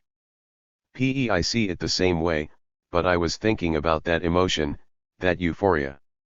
Yes, but careful, in my opinion, the euphoria, the feeling of communitarian participation, is absolutely insufficient when it comes to characterizing the subject because the representation of what the participants are involved in must really have a universal vocation in their eyes. The content of the representation is very important. The participation must have an explicitly universal vocation. If you understand the mathematical proof, you know that that proof is for everyone. You understood it precisely because it can be understood by everyone, whereas if you're gathering together to scream death to the Jews, it's not the same. In that case, on the contrary, it's negativity that prevails. That's an aspect we haven't discussed. I think the subject is an affirmative power. That dimension does have to be added, I think, because otherwise there might be confusion. It has to be added precisely because we were talking about enthusiasm. But enthusiasm doesn't suffice to characterize the subject, that's a good example. The most important point is the penetration into the sort of universal light in which you know deep down that if someone else understands the proof, he will understand the same thing as you do. That's extremely important. Likewise, when someone reads Hölderlin he won't necessarily interpret him the way you do, but Hölderlin's greatness will ultimately function the same way for both of you. Similarly, this is why there's always a sort of shared idea that's present in political demonstrations. The political demonstration tears you away from your particular conditions. It projects you into a space of universal openness, and the values you'll defend are values you know will attract universal sympathy. That's what happened with the Arab uprising, which everyone regarded as positive, whereas Nazism, which glorified particularity, wasn't an imminent exception, it was, on the contrary, a fierce will to identity. Therefore, let's not confuse the enthusiasm for particularity, you were in fact right to raise the objection, and the enthusiasm kindled by being in imminent exception to particularity. Yes, that distinction has to be made. It's essential. On the other hand, I think that, from that perspective, we can explain the fact that the communitarian gathering as such is a simulacrum of an event, a false event. It's the very essence of falsification. I developed this point at some length in my little ethics book, in which I defined precisely what a false event is, namely, something that presents itself as an event, that offers enthusiasm, but does so through the glorification of particularity instead of through the exception to particularity. The various fascisms obviously did so explicitly inasmuch as they took the categories of particularity as the fundamental category. It was the same during my youth in East Germany. Every May Day there was a repetition of that false enthusiasm. It shouldn't have been the same, because, normally, communism isn't the glorification of a particularity. Fascism is the explicit glorification of a particularity, communism is never, in principle, the glorification of a particularity. It's the end of particularities, it's internationalism, not particularism. I participated in it because I was taken in by the falsification. Yes, sure, but the falsification occurred on a different level. But it was still a falsification, because the people who made a show of that enthusiasm were actually the petty bourgeois, who were attempting to defend their own power, their own interests. Yes, of course. I'm not saying it wasn't a falsification.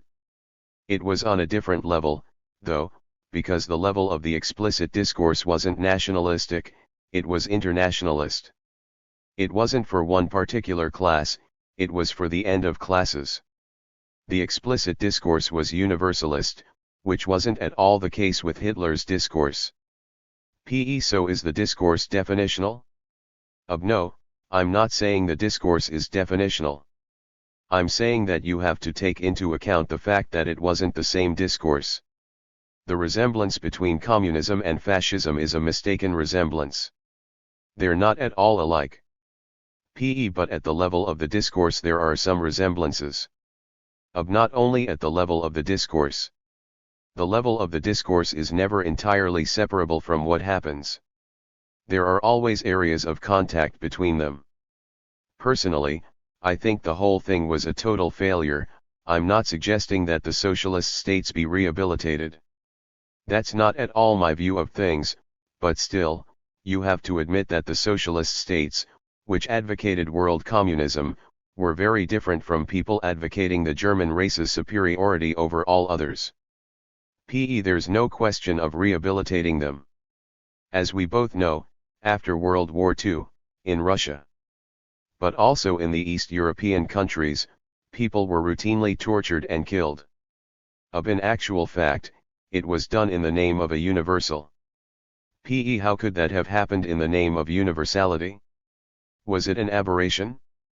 It was a matter of a universality that had become a pure particularity. That was the problem. However, this universality didn't pass itself off as a particularity but rather as a universality. No, but it's important to see what happened. They began by saying that universality was represented by a class, the proletariat. Which already no longer exists. Exactly, because when Marx wrote that the proletariat represents universality, he did so for a very specific, ontological, reason, namely that the proletariat is something that has no particular attribute, something's that nothing. So it's the universality of the negative. But in the Stalinist tradition proletariat became a representative substance, not just negativity. The proletariat was indeed supposed to represent universality, and then the party was supposed to represent the proletariat, hence the party was already a representation of representation. And, ultimately, Stalin represented the party. The starting point was universality, but, little by little, through a succession of representations, it was changed into its opposite. In the end, one individual wound up representing the movement of universality. This necessarily led to a monstrous pathology, because it was an absolute forcing of conditions. Clearly, when one individual represents universality, there is no longer any imminent exception. And the fundamental issue that interfered with it was the category of representation. Philosophically speaking, this was the big turning point, which, in my opinion, began in the late 19th century with the establishment of the social democratic parties in Europe. Marx never entertained any such idea. The party wasn't one of his ideas but an idea that came later, and it placed the notion of representation at the heart of political activity. The notion of representation was in many respects at odds with the idea of the imminent exception, because the imminent exception creates a rupture in what there is. It doesn't claim that one element of what there is stands for all the others, that would be impossible. What was at issue was truly the idea of representation, which was moreover shared, in a sense, by the parliamentary democracies and the first socialist parties. The German Social Democratic Party, which was the model, was at the same time a pillar of German parliamentarianism. The idea of representation, which completely perverted the idea of universal democracy, reached its peak in the Leninist, and later the Stalinist, construction of the party, where universality was really represented. It wasn't a question of universality in its movement as an imminent exception, in its subjective act. Rather, it was a question of a stable representation of universality in the form of the party, which was the representative of that universality. Did the break occur right away?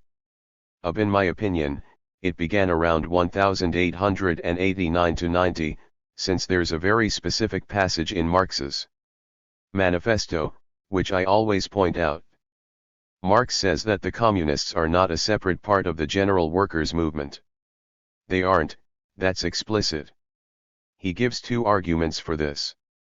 First, they're concerned with the movement as a whole and not just with one particular phase of the movement, which means they're already projected forward toward universality. And second, they're internationalists. Ultimately, what Marx called the communists is simply a conception within the general movement, and this conception was projected forward toward universality through the modality of, or the participation in, the overall movement and the international, two categories that were effectively universal. Starting in the years 1880 to 90, the German Social Democratic Party became the general model, it has to be said. It was moreover the model for Lenin, and this was the beginning of something completely different, for whom the party was sanctified as the active representative of the proletariat. This sanctification of the party began very early on. Stalin didn't invent it, he was its heir. He was its ruthless heir, because the difference between Stalin and the others was that Stalin was in power, he held absolute power. Not only was political representation completely centralized, but, in addition, it was endowed with quasi-absolute power. So, in this case, the original universality of the idea of communism became dialectically reversed into its opposite, and, I'm convinced, the operator of this reversal was the idea of representation. It's really interesting to view the Social Democratic Party as a break with universalism. The emergence of German social democracy is a historical phenomenon all by itself. Of course, some defects were already evident right from the time of Marx's International, but we needn't go back that far. Marx's International was by no means conceived of on the model of a social democratic party. It was a fundamentally ideological attempt at organization by those within the different world workers' movements who had attempted to have both of the features I mentioned above.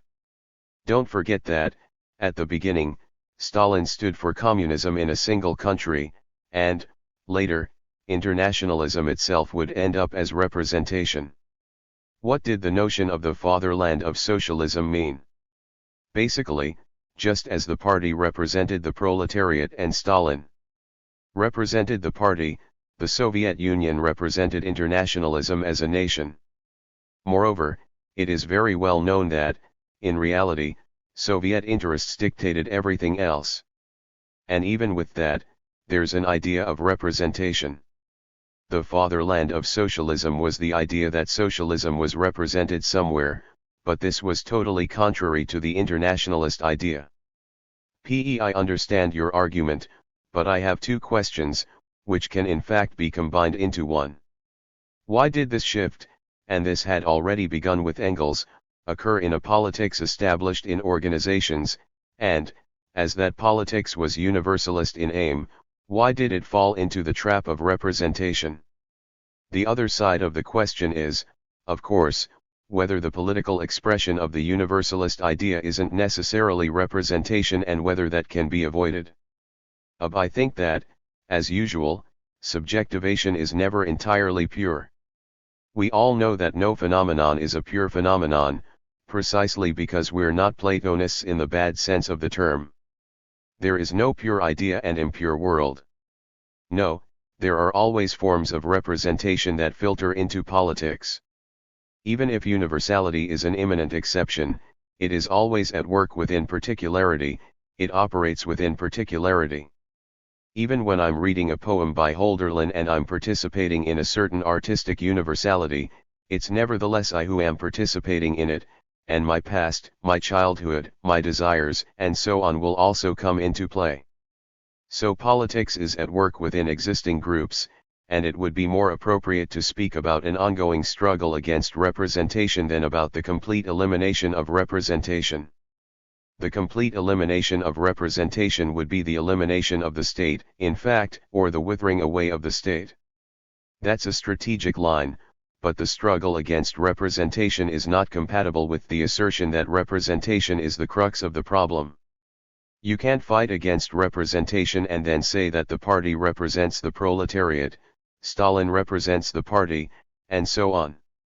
Thus, the struggle against representation is incompatible with a perfectly clear doctrine of representation, which was put in place in the late 19th century. The idea of a party of the proletariat was not Marx's idea, absolutely not.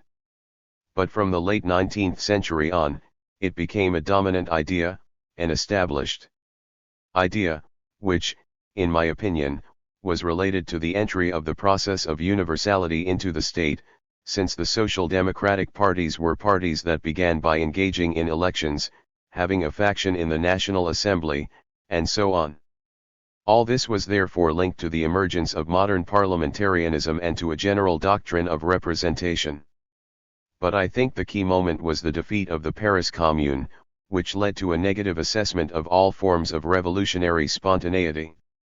The slaughter was so horrendous, the defeat of the Commune was so bloody, that everyone thought they now needed to be better organized and more disciplined. Little by little, this became a dominant idea, and it's a basic fact of the history of politics that defeats are tragic, even more so in terms of their consequences than in terms of the actual event itself. The defeat of the Paris Commune gradually led most revolutionary militants to embrace the idea that a well-structured party was necessary, that representation was necessary. Can the idea that, as a revolutionary militant you need a well-structured party, a representation, be reversed? Sure it can be reversed.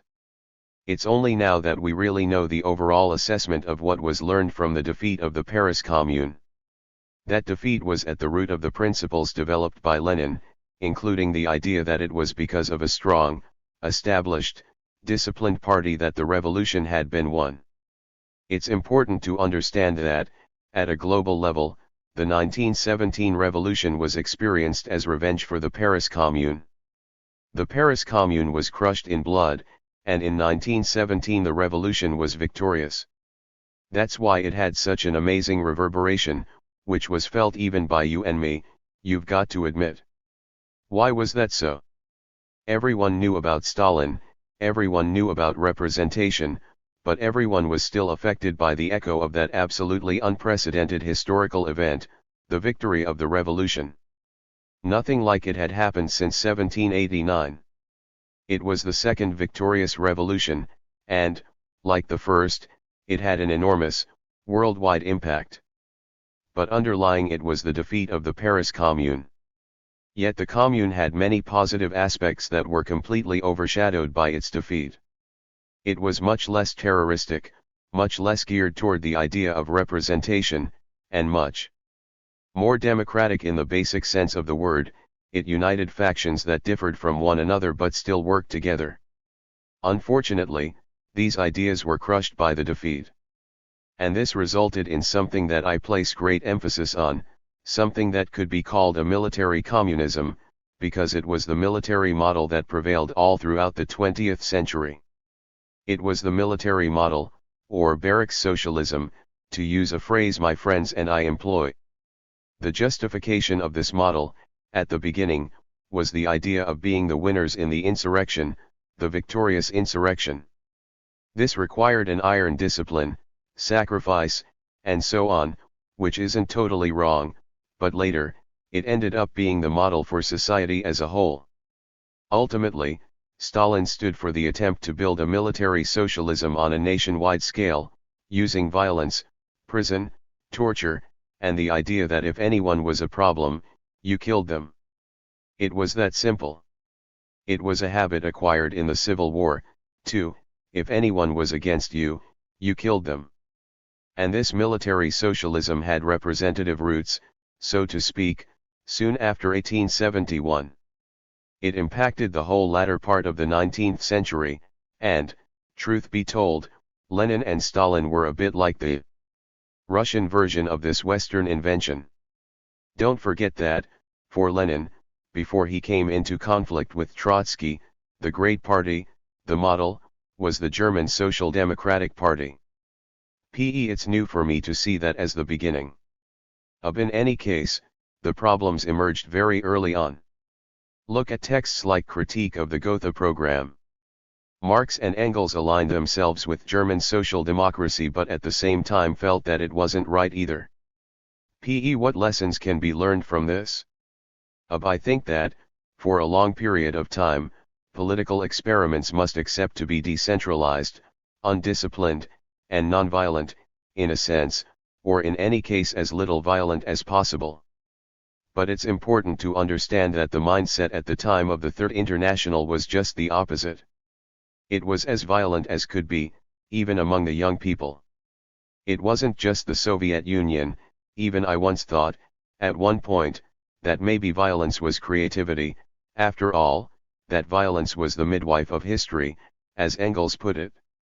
I believe that today violence needs to be reined in, that we need to have the least violence possible or no violence at all, if possible. And as for discipline, yes, okay, but just subjective discipline. If you're taking part in a demonstration, not forced discipline, not barracks discipline, not hierarchical, military discipline with compulsory obedience. I often say that the big problem for politics today is inventing a non-military discipline, because discipline is necessary. The people have nothing but their discipline, after all. The others have money, they have weapons, they have the state apparatus.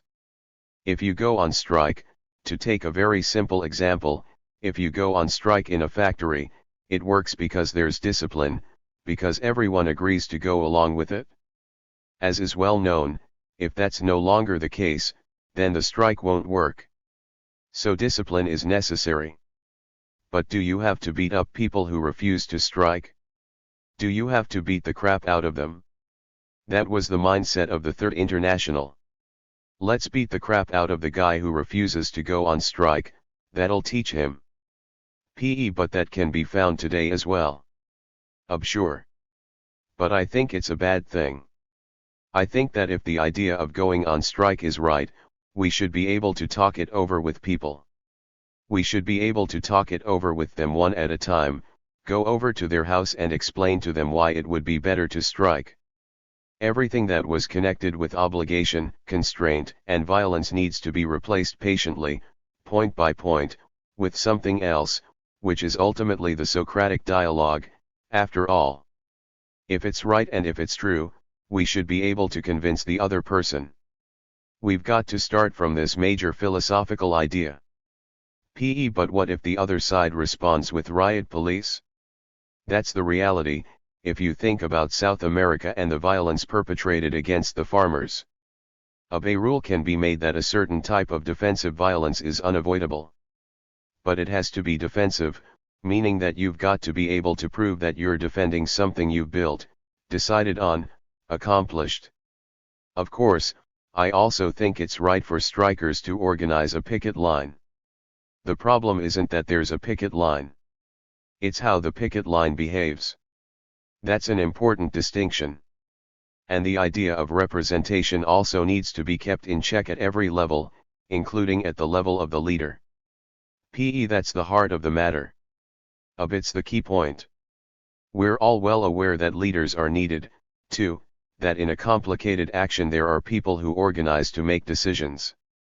But I'm absolutely opposed to secret leadership, to things the leaders keep to themselves. That was also an important aspect of the Third International. The leaders' decisions were taken in secret meetings. I think that, as a general rule, everything must or should be able to be revealed, except to the enemies. Things have to be out in the open, they have to be discussed, and there has to be discipline, but it shouldn't be based on the military model. To that end, local political experiments are necessary. For the time being, that's the situation. We can't organize some big global thing, that's just not the case. At the global level, what we can do is discuss the communist idea. That's what I'm trying to organize, to discuss whether we can or should use that idea again or not, and what assessment, in this regard, should be made of Marx and the 20th century. If this is useful and serves some purpose, it can be discussed at a global level with anyone. By contrast, in terms of concrete political experiments, I think we have to give local experiments the time to develop, and we should try to learn what they're about. What I kind of had in mind was to try to create a global space, a space that would simply be a place for exchanging experiences, where everyone would describe their own way of activating the idea of emancipation, what specific activities they've carried out, and how they've managed to keep violence in check. It would be a place to report on experiences that have been very interesting in this regard, including in very tense situations such as in Nepal and similar areas. There's a lot to report on and talk about if we're to enter a new era of politics that isn't a politics of representation. You mean develop local politics as centers for experimentation? Where what people describe has a universal value, where you can ask them questions.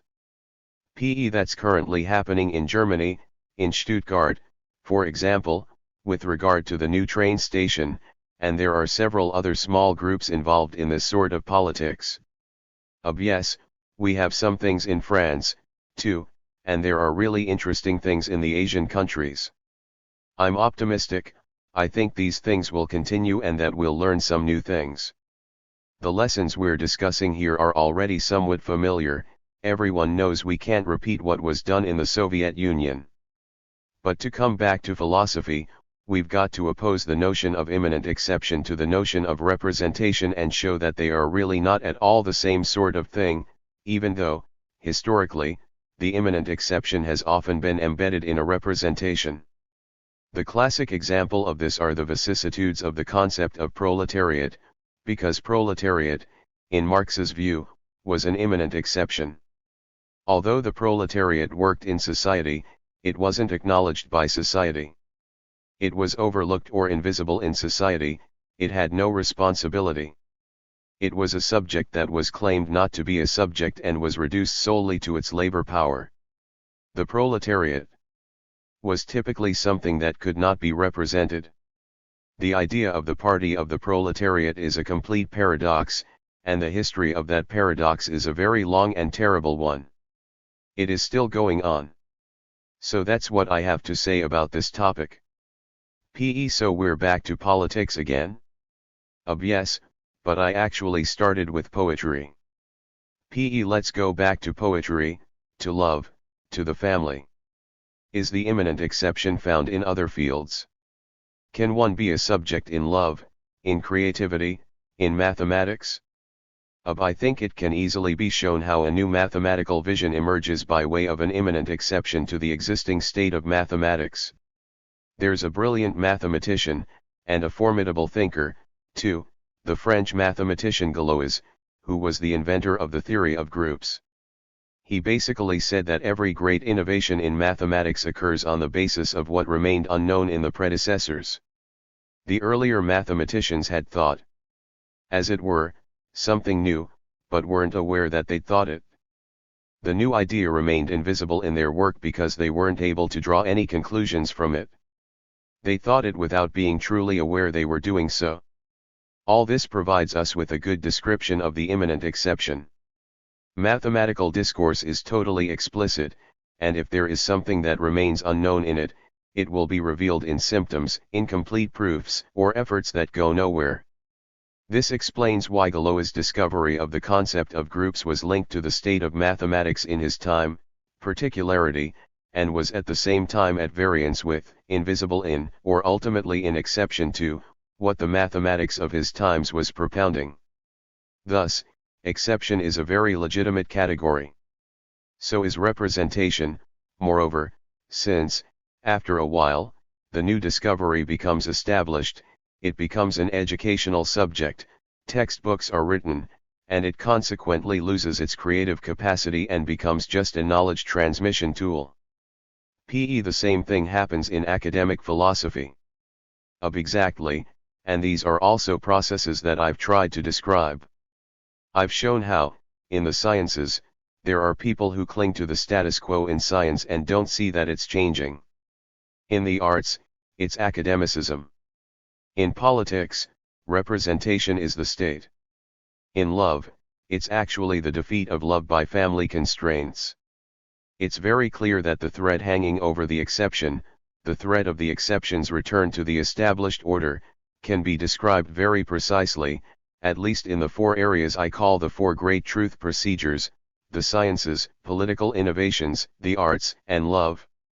Thereafter, we could say, more abstractly, that politics concerns the fate of the community, the being together, as Hannah Arendt would say. The sciences concern knowledge, nature, and objective laws, and mathematics is the figure of thinking, of pure being. As for the arts, I think they concern the notion of form. What is a form? The arts always deal with the putting into form of the sensible material in various different spheres. They constitute the relationship between the sensible and form. The immanent exception in art is always the moment when something that was considered to be formless takes on form. Essentially, that's what happened at the time when non-figurative painting emerged. Before then, only a figure was considered a form. On figuration, the non-figurative, became a form in its turn, and that is a general model. The arts thus deal with this relationship to form. Last but not least, love, as I have argued, is the question of difference, the existential question of difference as immanent exception. What distinguishes the family from love? Of the family is to love what the state is to politics. It is both within and without. Besides, you can't be involved in politics without dealing with the state, as long as it exists, at any rate. But nor can you think that politics is state power, because that's Stalinism. It's the same with the family. You can't think of love without thinking of the family, because, in the final analysis, the way love becomes established, its necessary regime of particularity, still involves cohabitation, children, the organization of time, and building a life together. But love can't be reduced to the family, either, because then you end up with a utilitarian vision. Isn't the family the representation that threatens the immanent exception of love? Absolutely. That's why I think that the family is the representation that threatens love, and that this representation is partly unavoidable, exactly the way the state is the typical figure of representation in politics. Likewise, academicism is, in a sense, unavoidable in art, and yet it is its enemy. That's just what I wanted to ask. So it's the same in all the different spheres? In science, scientific academicism is the moment when science becomes a mere educational subject rather than a creative subject, even though education is obviously necessary. Are there any strategies for protecting the immanent exception, even when we know that representation is unavoidable? That's the big problem, the general problem, which I'd call the problem of organization. The immanent exception is actually always very fragile. All you have to do is say the words immanent exception to understand how fragile the concept is. As a rule, subjectivation tries not only to embrace the immanent exception but also to protect it, to draw and establish its consequences. That's the reason why there's always something organized, not representative but organized, around the immanent exception. In art, the example that could be given is the schools, such as those of the surrealists or the symbolists. There are supporters of pop art, for instance. And this organized phenomenon isn't a representation. But isn't it always a step in the direction of representation? It's a step in the direction of representation, but it tries at the same time to be the opposite of it, since it attempts to protect the immanent exception by making it well known. Is the content of organization different from the content of representation? The temptation will be to gain control of public opinion, of the art world. If this becomes the dominant factor, then the organization that was protecting the immanent exception will be in charge of a new academicism, the academicism of the future. There's no guaranteed strategy. Nevertheless, I think that organization, which I would distinguish from representation because an organization doesn't have to claim to be representative, can simply be the voluntary association of people who want to protect the immanent exception. I think this is what the schools are in the beginning, and in art they've always been useful. They weren't just there, they prevented something from being destroyed by academicism. They publicized the immanent exception and showed that it was universal, that there was something universal in it, that it wasn't just some particular madness. At some point, after about 10 or 20 years, they became closed up, they became representations. But why, up to now, has it all ended up as representation? When it becomes representation it's simply because the explicitly creative period of things is over, which is only to be expected. I'm a Hegelian. When it comes to this, everything that is born deserves to die, says Hegel. It's true, all things have an end. That doesn't stop the exception from being revived in a different form. Take the surrealist schools after World War II, for example. They were really a case of academicism, they were closed up. So this meant that surrealism as a creative period was over. But that didn't stop surrealism from being universal. If I read André Breton, if I read his Nadia, I participate, as we said before, in its universality. It's the surrealist school that no longer represents universality, that has lost it through representation. The distinctive feature of an immanent exception is that, as it has the form of a beginning, it can come back to life, it can be revived long after, beyond the representations. This is what I call reactivation, or resurrection. Incidentally, when I suggest returning to the word communism, it's an attempt at resurrection. I'm well aware that Stalinism killed off communism, but I think it can come back to life. Likewise, I'm well aware that the surrealist schools of the 1950s killed off surrealism. But that doesn't stop me from being convinced that there will still be young people who will read surrealist works, identify with them, and create a neo-surrealism, and that will survive throughout time. It's exactly like Greek art, which, although totally forgotten throughout the whole of the Middle Ages, reappeared during the Renaissance. It was truly a resurrection. And there's an even more fascinating resurrection, that of mathematics. Mathematics in the West, let's leave the Arabs aside, that's a more complicated story, disappeared with the Romans.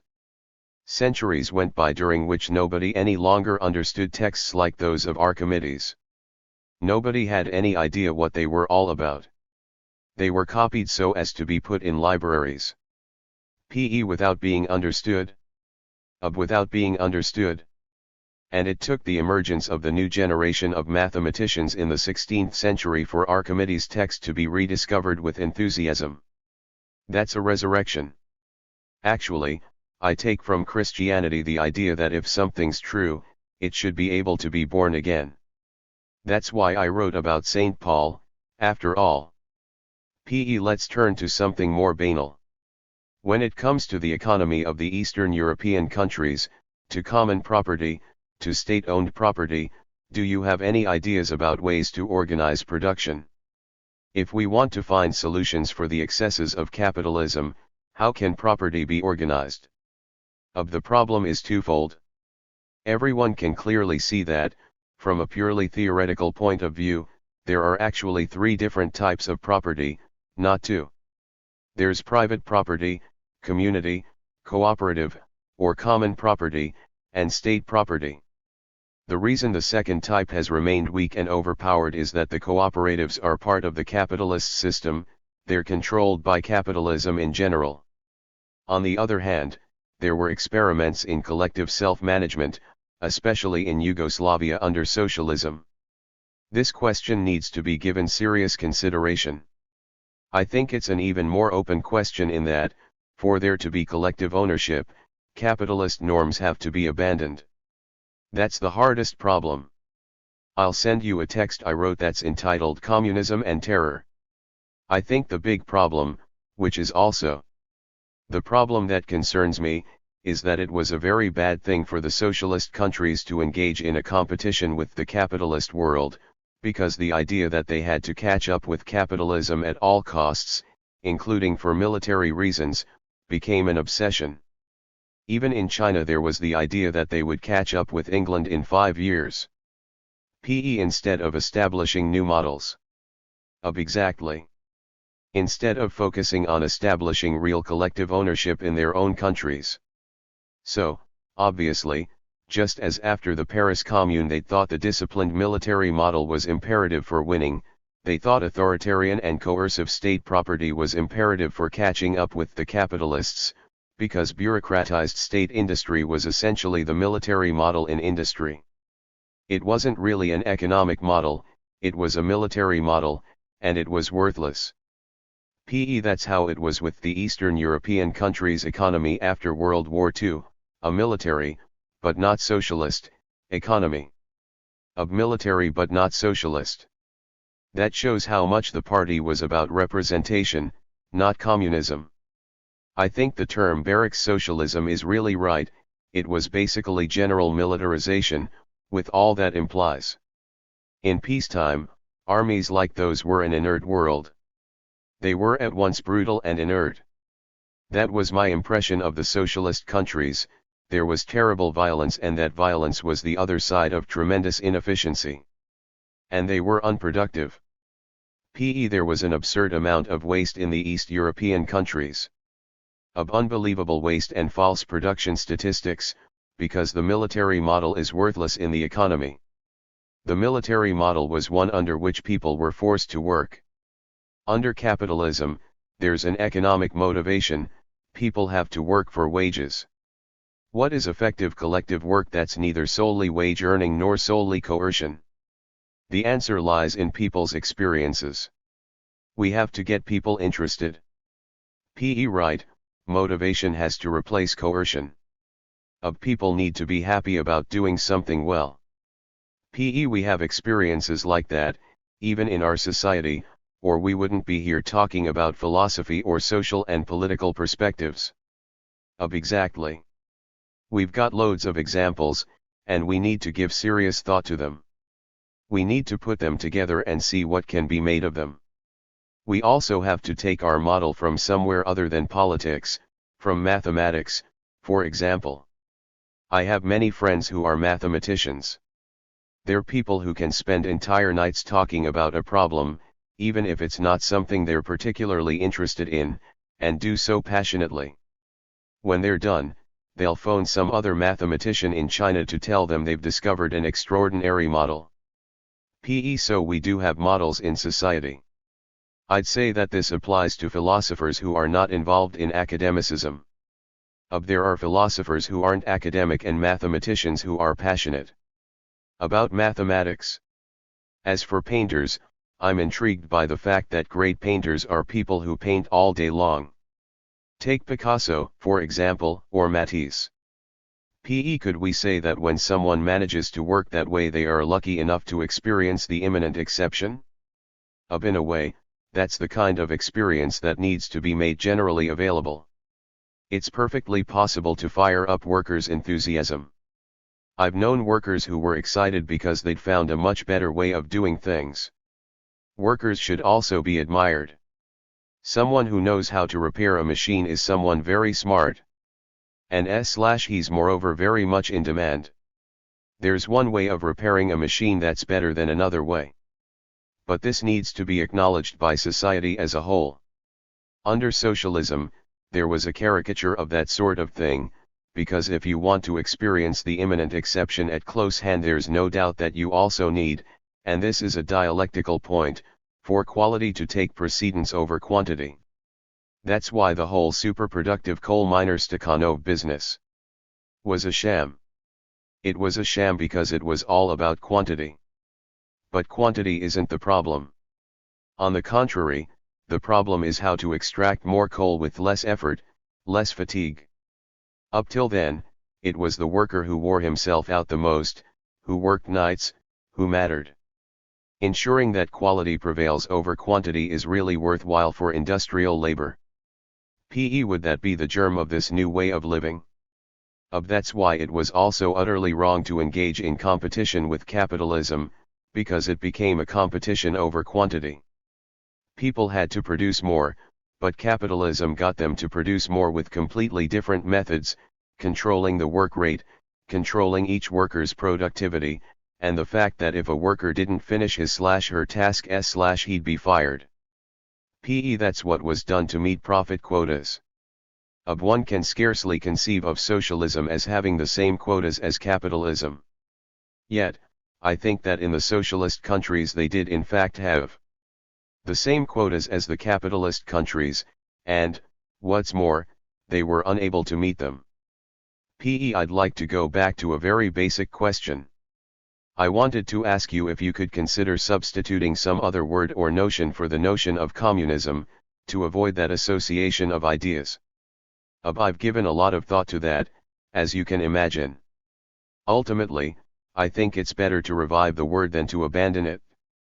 Intellectually, I think it's better to accept that the word was compromised as a result of a terrible experience, even though it originally sprang from a very admirable desire. That's what happened to the word. So just because of that, do we have to throw it out? It's tempting, as I well understand, but I think it's a little like deserting the front and going elsewhere. It's better to acknowledge that that's what happened to the word. But all words, after all, have a sketchy history.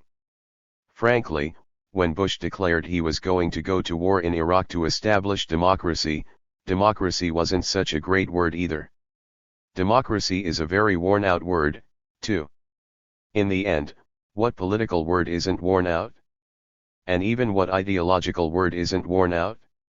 You could say that Christianity amounts to the Inquisition, but Christianity can be something very different. For example, when you look at the mobilization in 1937 to 8 of thousands of French workers who went to Spain to fight in the war there, say what you will, they were caught up in a wave of universal enthusiasm. So there was also that aspect in communism. Likewise, then, there was the Inquisition in Christianity, but there was also Saint Francis of Assisi. Hence, the word itself has ultimately endured the best and the worst. If you take another word, the same thing will necessarily happen to it, because, what I'm about to say is Hegelian, human experience is dialectical. It's contradictory, and so the better a word is, the more exposed it is to the worst. This also means that it will be seduced by the temptation of power. That's what history is like, and that's why I said that the tragedy of Christianity was Constantine, i.e., the moment when Christianity became a state religion. If it had been otherwise, would Christianity, too, have had that potential for imminent experience? That was its original idea. It had that idea, most definitely. That's why I regard St. Paul, or early Christianity, as a basic fact of human history.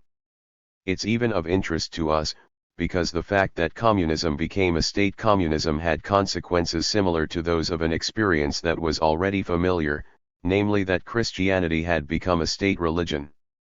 When that happened, They tortured people to get them to convert.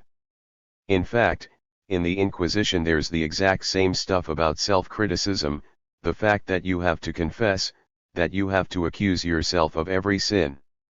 And then you're burned at the stake. And that's what the state, what power, is.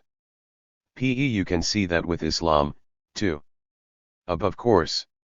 It's the same thing, but at any rate, if you read Christ's direct teaching, you can see that it's diametrically opposed to that. In St. Paul, it's render unto Caesar the things that are Caesar's, don't concern yourself with the state.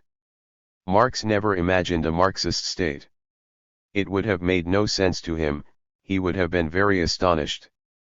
Is there a sort of positive contamination, let's say, that spreads from the experience of the immanent exception in art to politics, to the family, to love? I have this feeling that there's a whole array, that the immanent exception can be found in every sphere, and that finding it in one sphere might make it possible to gain access to the immanent exception in other spheres. I think it would. I'd say that philosophy or philosophy's vocation is in fact to take account as much as it possibly can of all the immanent exception experiences, or those, at any rate, of its own times. That's why I often refer to Plato, because in Plato it's absolutely clear that mathematics is isolated or identified as a possible immanent exception, that politics is, too, that love is definitely present in the transference, the symposium, and so on, and that, as far as poetry is concerned, Plato is in an ongoing discussion with it, with concerns and criticisms but actually with constant fascination. When I decided to do a new translation of the Republic, I noticed that the text is filled with citations of poets. It's extraordinary. People are always talking about Plato's critique of the poets, but nobody ever mentions the fact that he refers to the poets absolutely all the time. What's more, he was one of the greatest prose stylists of the Greek language, he was also a writer. So I think that with Plato, as with others, there was effectively a sort of concern with identifying the immanent exception wherever it might appear. In personal life, becoming a subject in any sphere valorizes the status of subject and, insofar as it does so, the subject will probably be more open and receptive to the other possibilities that may be open to it. It could be said that to do philosophy is typically to attempt to be a scientist, an artist, a militant, and a lover. That takes us back to the beginning of our discussion in the Semper Depot in Vienna on philosophy's potential. But that's precisely what philosophy's potential is, to prepare people, whoever they may be, as much as possible to be open and receptive to experiences of subjectivation. And now we have the categories to describe that process. We've covered a lot of categories in the meantime.